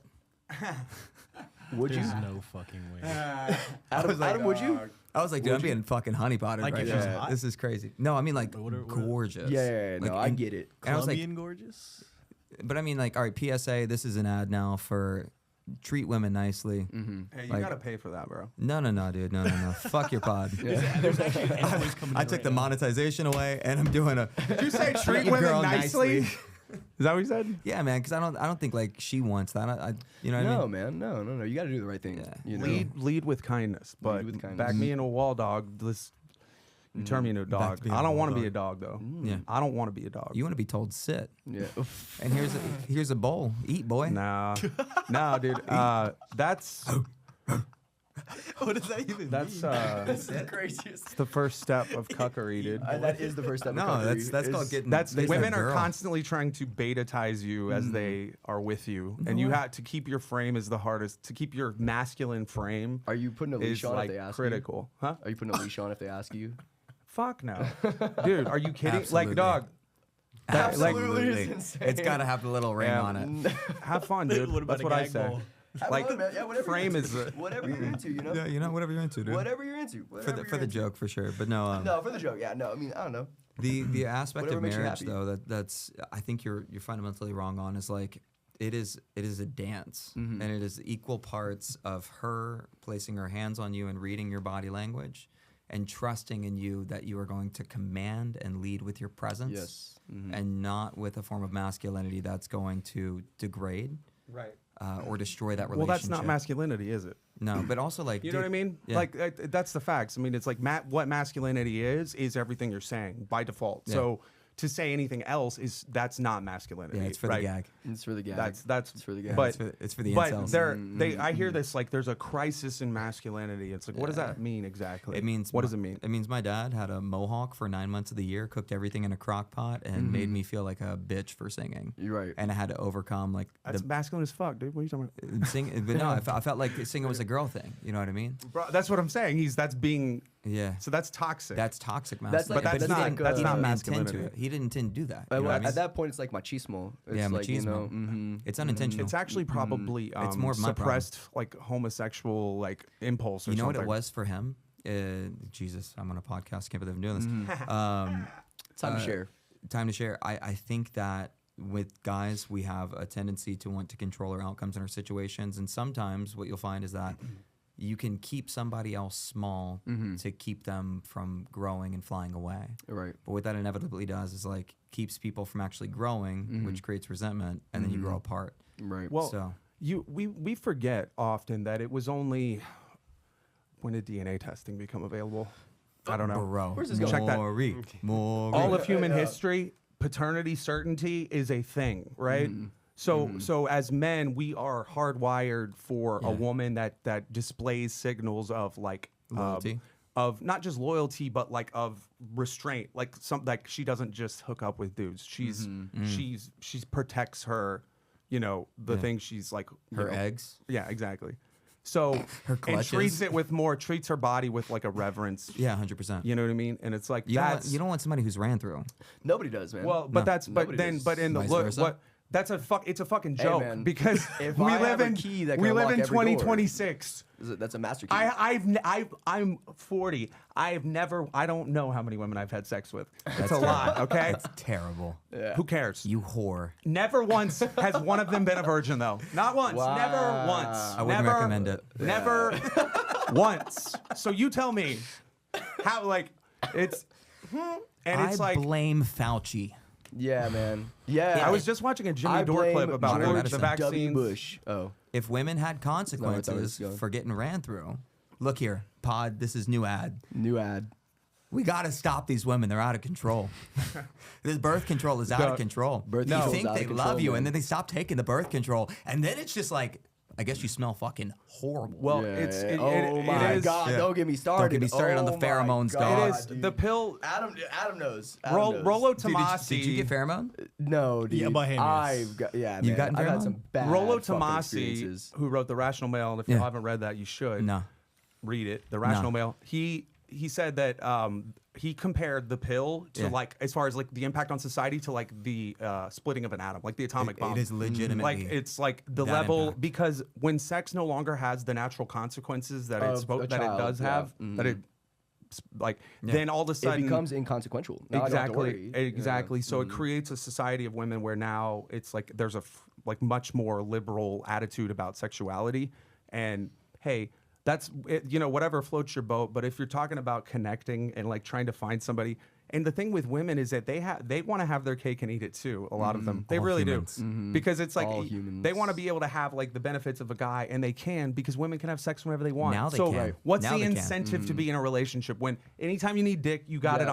on DoorDash, On DoorDick. DoorDick, yeah. DoorDick is DoorDick crazy. You know what I mean? dude. So That's a great app. and, That's a and great being app. a decent guy, nice and kind, and like it doesn't fucking matter. No, it does. It doesn't. It works. It doesn't. It works. It Doesn't doesn't. Married 7 years. It It doesn't. works. Hey, well, It congratulations, works. man. It can work, but Congratulations. it's If you're not, willing to leave your hometown, travel, get Yes. lost it for can 4 work, years, but it's not. It's no. Yeah. It's no guarantee of anything. It's other than you're just trying to be like live authentically the same regardless. But I wish it's- you went somewhere else with this, so I could have given you my hot take. No, I on the like pill. I hung out with this chick after the Yeah. gig on Saturday, and it was so super cold, and I thought it was a great time. And then it was like she's like, oh, I don't think I want to interested like more. And it's like this is the same thing. It's like I'm Yep. sure it was this, right? And it's like, okay, Yeah. there's one thing about you that I might not like, so bye. Yeah, That's 100%. the world There's we too live many in. choices. That's There's the the world we live perception in. of choice. What I are have you the talking perception I can about? just She go wasn't a find. B cup, bro. She wasn't the one. She wasn't the one, dude. Yeah, because it's the illusion of choice. Where Yeah. like again compared don't to like have back in the choice. day, you don't. I mean, like well, back in the day, like whoever you find in your neighborhood is who you end up with. Bro, right? I love that. I You love know? that story. Yeah, man. Yeah, that's how it was for my grandparents. That's I'm how. not gonna gas my wife's dad, who Yeah. like went to this small town and then saw my wife's mom and Mm-hmm. was just like, all right, move in next door, and then Move in next door. Mm-hmm. Well, and I think like a Biological lot of age is it too is like that, like the family, like the conservative, like traditional type style of Nuclear of being family. has become this like thing that's more like made fun of. Just is it? I mean, if my algorithm is Okay. telling me something That's different than someone crazy. else's, I'm sure that's possible. But it's Yeah. like you see that where it's like I'll see women like on their Yeah. posting their TikToks or whatever or cross posted to Instagram, and you're like seeing all these women, they're talking about men or this just trash and blah blah blah. and Love blah. it. And you're like, Love it. Love it. Show me your bank who statement. who controls access to sex? Y'all do. So like if we once live you're in a in marriage, hookup culture, it's y'all's not. fault because y'all are the ones that control access. So That's such a victim mentality. no, but I mean like, that's what it is, and it's like Austin especially. I call it the land of the situationship. Yeah. Because I've lived here for like 7.5 years, dude, and I've never had a relationship even hit a year.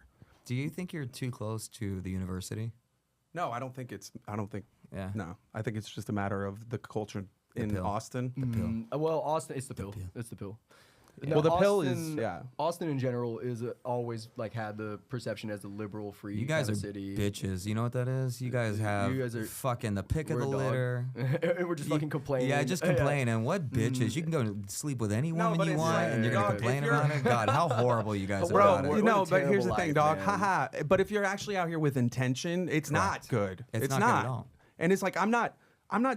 My sample size is not like 6 It's months getting of being single. smaller. It's 7.5 fucking years of living in this city Yeah. is my sample size. Yeah. So I'm not speaking from this moment or the last recently. I'm talking about over a long period of time. And so it's one of those things where Yeah. to me it's like I show up with like intention in the things I do. So I don't understand the mindset of someone Yeah. that's kind of just here as a exercise and whatever. Look, Cody, if you want a butterfly, sometimes you got to plant a butterfly garden. Got to plant a butterfly It's the dumbest garden. thing I've ever heard. I don't get it. I don't get it. Yeah, I'm no, man. trying I to mean, think about it. No. You don't try to catch a Trees. butterfly, No, and then butterflies guess come- what? Sometimes a butterfly lands on your nose, every time. and then it every opens its time. wings. Also, you don't just go into the city into a concrete jungle and like expect a butterfly, but there are Yeah. plants that you can plant that will greatly increase the odds of like your home and your garden being visited by a butterfly. And I mean this to say that like the right women are out there. Just get your Yeah. shit in order if that's what you want, and ordain your life in such a way that attracts the right kind of woman. Exactly right. Because like I'm not gonna sugarcoat this in any way. At least for me, and my understanding of the world, it's very vibe based. When you meet people, you can sense their intentions. I think so too. And I think so too. Women are highly empathic creatures. Probably not human. Probably some panspermia type of event. Bro, I want to put this to rest because you hear that women are the more emotionally intelligent sex. Fucking bullshit. If women are the more emotionally intelligent sex, why are they always loyal to their emotions? Why are they not, why are they guided and blaming things on their emotional feelings? Venus. Accountability. Exactly. What is that? Adam, what's accountability? Can you say that louder into the Can you say that microphone? louder? Accountability basically means when you're, Balancing your bank statement. balancing your bank statements. That, Taking that was, care of that was business. exactly was not at all what it was supposed to be. Well, we already agreed. It's too Well, late. isn't that We just agreed to here's locker room talk for the ladies that might be listening? That's a joke between every man there is accountability with women, because you say that there's literally a sketch where he's like Fear Factor type thing, and he's like, all right, for the last challenge, ladies, we have. And it's just accountability, and they're all like,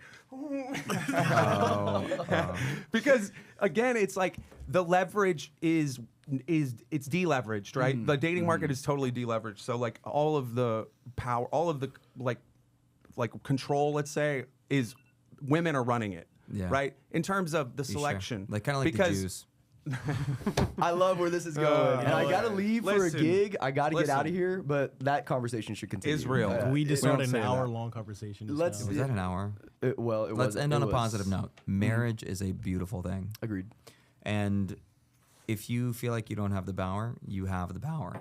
Yeah. It's just like go out and do things that actually give you a competitive edge, but also be true to yourself. Right. It's no different than business. Like, Cody, you have something that makes you special. Listen, Yes, listen, man. buddy. And if Nick, the you wanna right get girl married, dude? doesn't see that, I and she doesn't see your value, Cody, then she's not the one. well, guess what, dog? That's great. I don't care. Yeah. Cody's about to get married, by the way. That's the mentality. Cody's about you do to get that shit married. right there, and then she walks in. Yeah, No, I don't care. so that- Indifference, man. People have been saying that to me for years, bro. Yeah, it's true. It's no. It's true. It's more of Give up. I'm just going to stay authentic to me. Yeah. And if somebody vibes with it, dope.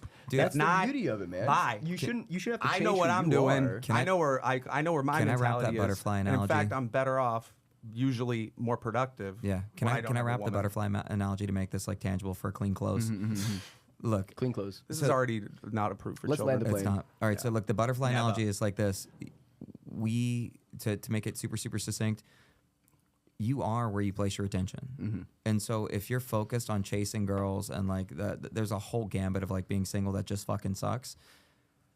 When you really actually just give up on that, whatever that is, like how much of your brain, like if your brain is a circle in a pie chart, how much of your brain is consumed by finding the one? By finding the one, like Yeah. 100%. Yeah. That's crazy, dog. Then how much of your brain is consumed with becoming who you're meant to be? Yeah, no, I think realistically there has to be a balance. You know? And it's not even just the balance. The idea of the butterfly garden is like, I want to find somebody that is moving in lockstep with me, that is an amplifier to my instrument. Well, Right, and right. it's a problem to solve, dude. Okay, Yeah. like if you're a single guy, Yeah. like biologically, it's a biological biological issue. problem As you're a man. trying to solve. And women will never And- understand. So this doesn't go anywhere. This stays between us boys. Yeah, cut this out. Yeah. That's what it is. So Clip it. so when and if you have a good partner, It's time to say the N-word, Do you want me Adam. to say it? You got one. You got one. Hey, cut this from the pod. Bro. Cut all this. Dog, I don't cut shit, dog. So you better fucking say it with your fucking chest, Say it with bitch. your chest. Say it with your chest. Adam. Wait, you have to get ready to hit the blur button. Is there a blur? There's no bitch button. Sorry, we have an easy button. I have Cora. Yeah. Very nice. There you go. That was There an you alternate. go. Okay, so you're saying. Sorry, close it up, man. Wrap it. No, Oh, you said the N-word. we got some time. Speaking we still of- have like I gotta go. No, you I go have a if you gig. need to go, Yeah, bro. I gotta get out of here. yeah. Are you staying? Alejandro. Yeah, hang. We got like half an hour more. Serenade Get me, out of bro. here, dog. Yeah. We'll go Yeah. say what's Yeah. up. Where you at? I'm at Maggie Mays with Well, Karate it's not gonna Academy matter. today. This is not gonna come well, out. Yeah, no, yeah, yeah, yeah, But every But you Monday, will be. every Monday, 9 to 12 There you at go. Maggie Mays. Saturdays at Dizzy Rooster. Saturdays at Dizzy Rooster, Fridays at Dizzy Rooster, and Sundays at Yeah, Dizzy yeah. Rooster as well. Alejandro, Look, you only Yeah. promote You're good Saturdays at at this. Dizzy Rooster on Thank this podcast. you got a thing. Thank you, man. You got a thing. You got a thing. You got a thing. I like your thing. Yeah, man. I like your Dog, thing. bro, good to see you, dog. Likewise, guys. Likewise. We I'm love you, getting outta dude. Here. I feel really cool with these glasses, man. This is the best part of Austin, by the way. Best part of Austin, guys. This is the good best part of spot. Austin. Support live music. Community. Love you guys. Y'all have a great time. Come Later, out, bro. buy tickets. Buy Go tickets. see the homies. Go see the homies. I'm saying bye to Thank my you. brother right now. It's actually my Shit. brother. Yeah, you crying? No, bring it back. Bring it back. Bring it back. All right. Back to the Jews, though. Back to the Jews. You know who doesn't control the weather? BMW. Maybe, I don't know. Anyway, so where are we at? What are we doing? And hard segue. Thanks to our sponsors, Minimum Microscopic Condoms. It's the craziest thing you've never seen. I swear he's wearing one. If I give these a 5-star review, I'm gonna send you an invoice on that. wouldn't recommend W2, these more. dude. Dude, Look at this. we're dog. talking about women. No, all we're right? not. We're talking yeah, about we dogs. were. Look This at is this is This. this is what we do. This- No, we don't do that actually. All You got to submit the bitch.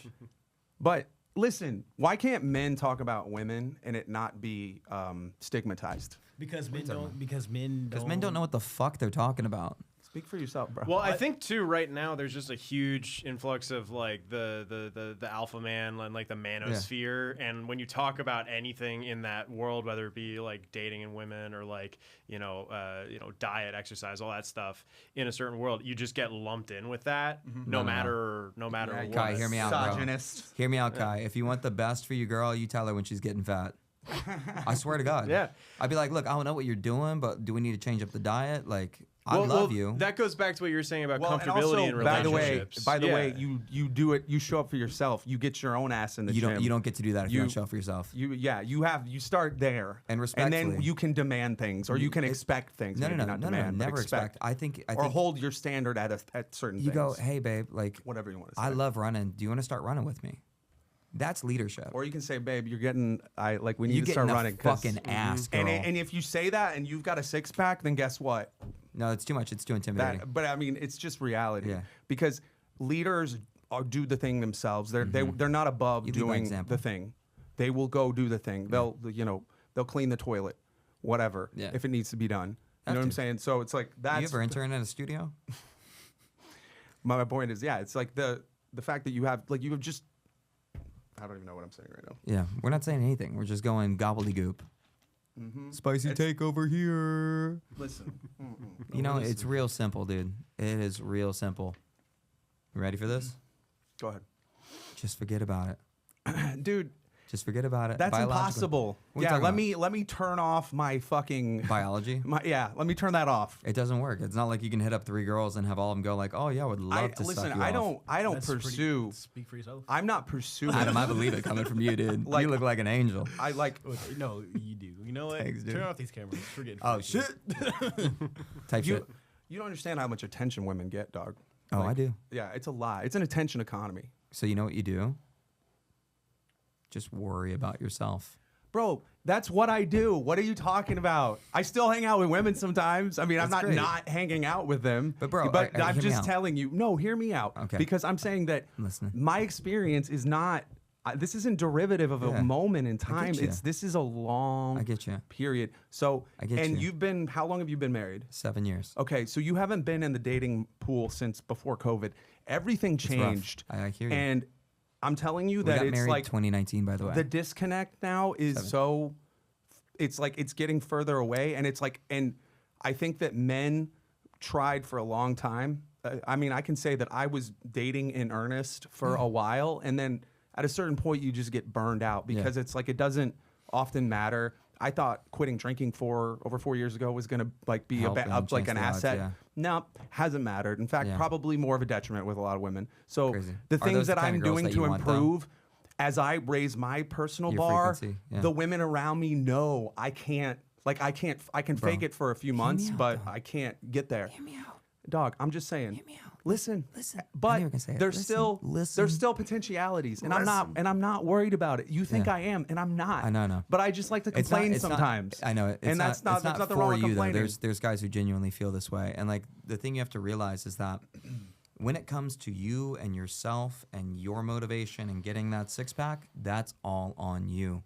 And I think men are so accustomed to being goal oriented and going after their goals and getting it, or falling short and figuring it out and then going after those goals. But when it comes to other people, when it comes to goals that we have for our lives that involve other intelligent, sentient, conscious human beings, we have to also realize that if there is such a thing as the one, There's not. we can get there. If there's such a thing as the one, which there's not, because anybody could be the one. Look at the Indians doing their arranged marriages. But it's mutual respect, first of all, is what makes a relationship work. I wake up every day and choose to love my wife. Yeah. But also, I have to respect the fact that the person that my wife was when we got married wasn't the person I met. And it took 3 years of us both kind of being passing ships and getting to a place where once 2019 hit, we both just kind of looked at each other and I was like, I'm tired of this game or whatever this thing is. And she looked at me and said the same thing. Came down and we spent some time together, and the next month we got married. We eloped. But we're different people, but we're also very similar in a lot of ways. And when we're talking about the one, you're looking for somebody who it's almost like finding a bandmate who you can communicate with non-verbally. Somebody you can play the game of life with look, two things. The only thing that actually fucking matters is that they aren't a black hole. No, yeah.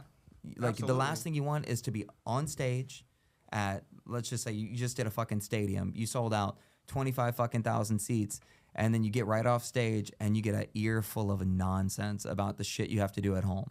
Yeah. Like nothing's gonna kill your manifestation, your energy, your reality, your momentum than the wrong partner. Sure. Absolutely. So that's the thing that takes people down. But it's like, Adam, yeah, how's it going out there for you? I mean, I'm observing and I'm enjoying the conversation. Yeah. I mean, I'm definitely hot off of an annoying, thing happening. So it's like, Tell me about obviously, it. it's like, Just I did already. I said what happened. It's like, hung out and thought it was cool, but it was like, it's just one of those it's just like, for me, I stopped caring about like going out of my way to do anything like that a while back. So, my focus has How been hot was she? on things. How hot was she? Who? The girl you want I mean, to see? she, Pull up the crazy hot she's attractive. matrix. Kai, come on, pull up the Attractive. crazy hot matrix. But What are we talking about? The crazy hot matrix. dog, Have you it's- seen the crazy hot matrix? Yes, I know exactly. Okay, what then you're we're good here. dog. We need to redirect fast. I mean, We're in the manosphere hard.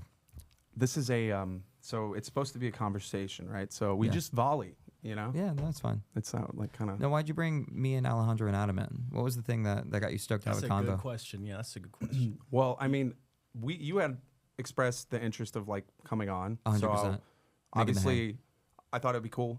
And Yeah. then my thought was the connection of Alejandro, He's so great. who had referred me, but then also not realizing you had put in the word, Yeah. good word. So yeah, it just kind of made sense. I thought I thought it would be cool. Dude, how does Austin work, and how did you end up here doing a podcast? Like the network of Austin is so actually rich. It's so cool to see the community actually works. Yeah, no, I don't know. I don't like. We started this in my living room, dude, and like, I was like, I kind of like he and I got a rhythm together with like just doing it, and then I was trying to talk to like the guy that runs the studio. I had asked if he wanted to come on, and he's like, well, we can record, but you just come through the studio, and so that was kind of the initiator, and it was my Kill Tony set. We just reacted to that. And I hadn't KT? watched it. It was like literally me live watching it. Pull The it first up, time. J-Mo. No, we're not doing that. That's not happening. We did But that on the first we already episode. Did that. I did that and, once, and we're yeah. good. You But Kill Tony? that was I See? did. Nobody knows. You got to keep pulling it up. I did It's do the Kill claim Tony. Who was on to the panel? fame. Who was on the panel? Fucking Joe List, dude. Joe List. You don't sound like you're happy about that. Dude, yeah. It didn't go great. Was it a It wasn't a soggy great paper bag? set. Apparently, I'm the worst. I had the worst set that Joe List had ever seen. He'd never seen anybody do worse. And I'm like, you haven't been to very many open mics, bro. Like, clearly. No, dude, was your joke? Do you But remember? whatever that, I don't want to talk about my Tell me a Tony set joke, right now. funny I'm telling boy. you, asked me a question that I'm Yeah. answering. That was the genesis, but like where it went was the idea was I just know a lot of dope motherfuckers and I'd like to get them on to talk to Yeah. them, and then through the process of that, other dope people, and then referring people, and now people hitting me up that are dope that like want to I come feel through. like the homies jam should be a live stream, bro. Dog, I've been Hit the nail on the head on that one, dude. I'm so far ahead of you, bro. Yeah, I told but Deez, I it's was like that. It's very difficult sometimes because people are busy and you're trying to make things happen. So, it's been something that's been on the like been trying to work on making happen. 360 camera, iRig Pro, straight up the mixer. We're gonna do it we're gonna do it at a legit studio is what the idea is. Yeah. Dude, who do you really want on this podcast? Who do you like? What's your dream Yeah, get? who's your dream guest? Yeah, there you go. Gary Gary Clark Jr. Gary who? Yeah. Clark Jr. Oh, Jimmy Vaughn. I'd love to have Eric Stevie from the Ray Vaughan. Black Pumas. Of relation, yeah. He's always here. It's just like the Austin OGs, like some of the like Brandon Temples are great. Dude, I'd love to have him on. But yeah, Carlos on yet? Carlos Sosa? Sosa? yeah. Yeah.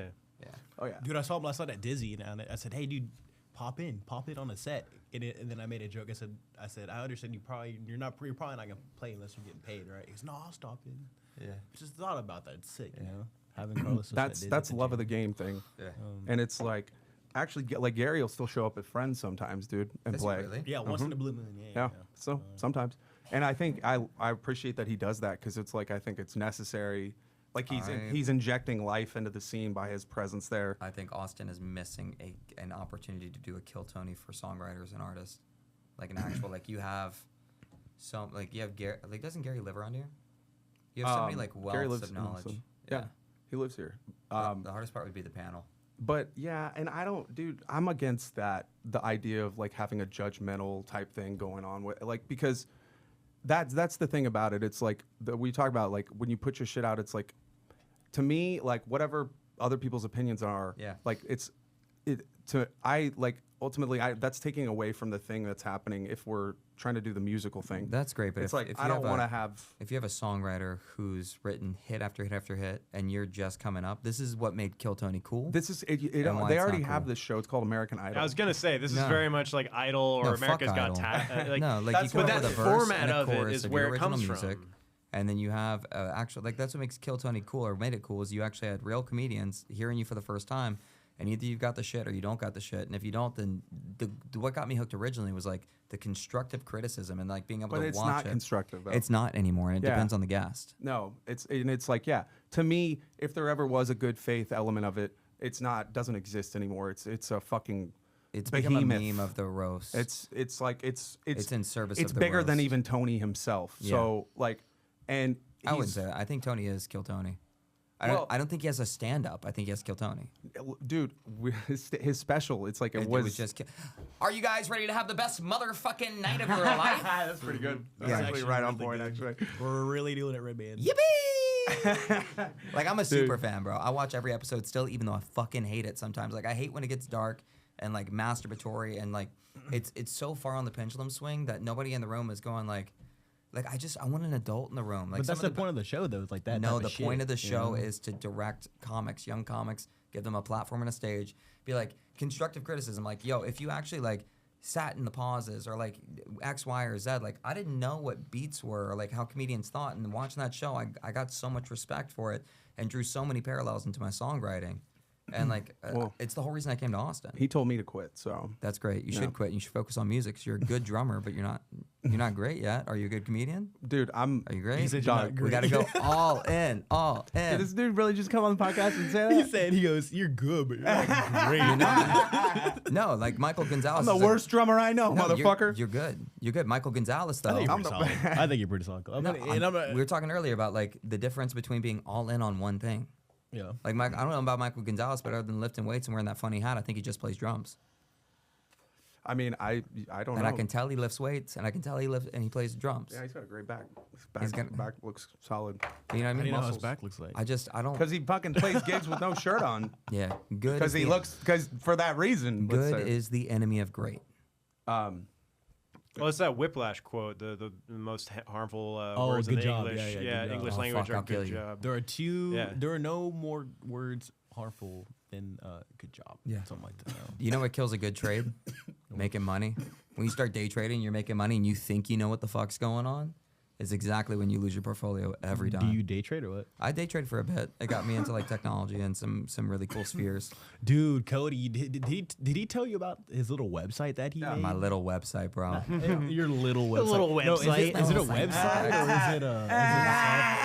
or is it a software? What is it? It's like it's an application that I use to like monitor my gig tracking and It's all the fucking things. sick. I appreciate it, man. I found that so cool. Dude. Thank you, dude. Telling everybody about that. I tell everybody about that. The analytics, no, it's actually great because I appreciate like it. it's hard to like be like you have it's to have to be that detail oriented because a lot of like especially musicians, it's like there's different levels of how they're going to go about it. So Yeah. there's going to be some people that are just playing, Yeah, you know, and it's 100%. like and then there's going to be the people that are playing but also actively trying to create opportunities for themselves. Correct. So I was like I'm just playing, and then like the opportunities just started to come, and so Agreed. now I'm just okay. Let's multiply these. Yeah. And because I've been playing since I was 11, so like You're really good. Yeah, I mean I'm like that's He's not great though. Bro, come on, that's so mean. I'm at That's so mean. I'm at like copying you, dude. Yeah, I'm yeah, at yeah. like That's so mean, dude. I'm on a passing grade. I'll say that I'm at a passing grade. I'd hire you for a gig. I'd call you back too. Yeah, I mean, like, so to me, I could get into the elite category if I really just got in the shed and just fucking went That's to what work. I'm saying. Yeah. But I did this, like, there's a time factor, you know, like in terms of just having adult responsibilities, right? I can't just practice all day, every day. It's like, that's, if you're a kid in college, yes, obviously you can just spend every day 100%. practicing all day. Yeah. But to me, yeah, so, but it's like, it's more of like, are you in game shape? Yeah. You know what I mean? So Well, like, especially for the gigs your that we're doing out chops here, are dude. either in shape or Legit. they're out of shape. Legit, so true. It's like when it's like I'll probably play 4 or 5 gigs a week usually, and then like there'll be like three days I'm just not doing shit. Yeah. And then I hop back at a gig and I just feel like complete. But that's your bullshit. weekend. And then when you're like playing all the time, just Yeah. you know that nice flow state and just ramps behind it. You know, Yeah. it's very nice. Where you get out of your own way and you're like, you're not thinking too much about it. You're just kind of locked in. Yeah. That's the place you want to be because then it's like, then it's the flow, you know, and then things come out of that. That's where the thing we were talking with Alejandro about that he did like, and it was dope. It was like, I'd never seen him do anything like this, like some runs. And I But was it like, all right, inspired you know, by your and new pattern. You that's get what I'm them in your saying. pocket to play in. But that thing came Yeah. from me That's the thing. chilling out and just like playing and just not staying or not overthinking it too much because That's- it's like that's where you lose it is when you get That's the get bat thing, by the way. Yeah. Like if y'all were recording that, then you would go back to that and you'd call that a seed and be like, yo, let's unpack that, whatever that was, and then turn it into something. Right. And I feel like there's a bunch of things holding a bunch of artists back, but the biggest one is not having a product. Like we were talking about Fabrizio, this kid I met at an open mic What at are the you Speakeasy. selling? It's Yeah. weird though because monetizing art, let's say, is No. Is a not even monetizing it, but just having something to put out there that people can connect with. right. Like But- I don't know you until I hear you. right. Like that pattern that you were working on that you came up with, and then y'all two together, it's that same magic of taking Nirvana, and Nirvana is just simply grunge with a disco beat. Yeah. And it's the marriage of those two things that created that new sound. Right. You know, and it's like, let me see you. Yeah. Well, and dude, yeah, absolutely. So, Yeah. but I mean, like, Or play me Pride and Joy again. yeah, please. I think any artist is going to generally have like multiple revenue streams. They Yep. don't have just one thing. Like, I mean, like legit, like because that's not even just artists. That's people in general. If you look Mm-hmm. at people that are like retired and like they have money, like their money's making money for them, Yep. whatever. You know, sure, you want to get that to that point. But I'm like, also like when we started this, I was like, I don't want to think about money to start this. Yeah. Like, let's not think about money. It is money, but when we took ourselves out of that, Mm-hmm. I think then it's like then the authentic thing happens, and then we work with that. So it's like to me, yeah, like You can tell them what I you said. get to that before we point though booked where them. you do have like attention enough Yeah. because it's an attention economy. Yep. Attention is monetizable. Yep. Right. So like men, if they understood that, especially with the women they're interacting with, like don't give them any attention more than what They to need. show your interest, but not overly extending it. See, I'm out Like, of the loop on these things. That's fine though. Dog. But yeah, with like this though, with a podcast, like Yeah. clips that go out, like attention Yeah. to a degree, the more you, but it's like you still have But to you be. still don't choose what resonates with people. You know, like when we're looking for the clip of like, here's the best case scenario. John Mayer, you look for a certain song live, and you'll see like the same song has like 17,000, 151,000, and then out of nowhere like 15 million. And it's because there's something undeniable about that performance or that moment, that lightning in a bottle that like, I don't think we get to dictate. Like we know it's good, we know it's great, but then it hits the market and it actually resonates with people. You know what I mean? Right. So it's like, yeah, it's an attention economy, but it's not like I think if you're going out, it's like finding the wife again. If you're going out trying to get that attention, then like you may be trying to play the wrong game. Well, it's not. I'm not. That's not what I'm trying to do. Not you. I'm saying people in But, general. like, I'm generalizing that- the statement. Yeah. No. Yeah. Sure. But I'm just saying that like that's what's driving the economy right now. wheel Yeah. of whatever. If you're trying to create like a money making endeavor, so it is. Where you have the art and you have the monetization and the wearing the hats, the different hats, I think it's a delicate balance to get the place where you're staying true to the craft of your thing, and on top of that, but you're also minding the other side of it, which is the business part or the this is like I'm trying to monetize these different things. So it's that's what I'm just saying. It's tougher to that. There's I think. How do I put this? The mentality of it, like your identity plays a large role and like who you believe you are. So if you find your identity from like being a servant to the song, right? Like in both the way you play the part, but then if you're the artist and the songwriter, or like if you're a servant to the joke, you're a slave to the joke, right? So every time you've facilitated the seeds, you've planted them, you've watered it. Now you've got a bit, you put it in people, you've refined it, you put it in the like you're putting it through the forge. Now you've got like a solid 5. Now you've got a solid song. It becomes about this is the part where most artists are hard pressed to connect with. If you're truly that servant to the song that was devoted to the craft of bringing it into existence, you would be equally devoted to distributing the thing that you created to people who so desperately want to connect with your truth. Sure. Yeah. Sure. Absolutely. But you're also only one whatever person. the fuck you say, bruh. You're one person, so it's to the level of what you can extend yourself in like the literal 24 hours that you have in a day to do things. If you really want to take it to a level, it's like eventually people have to come around to help you build it more. And if you're doing the things, I guess, to create the attention that people want to, like I've already had like 2 people talk to me about like being managing like.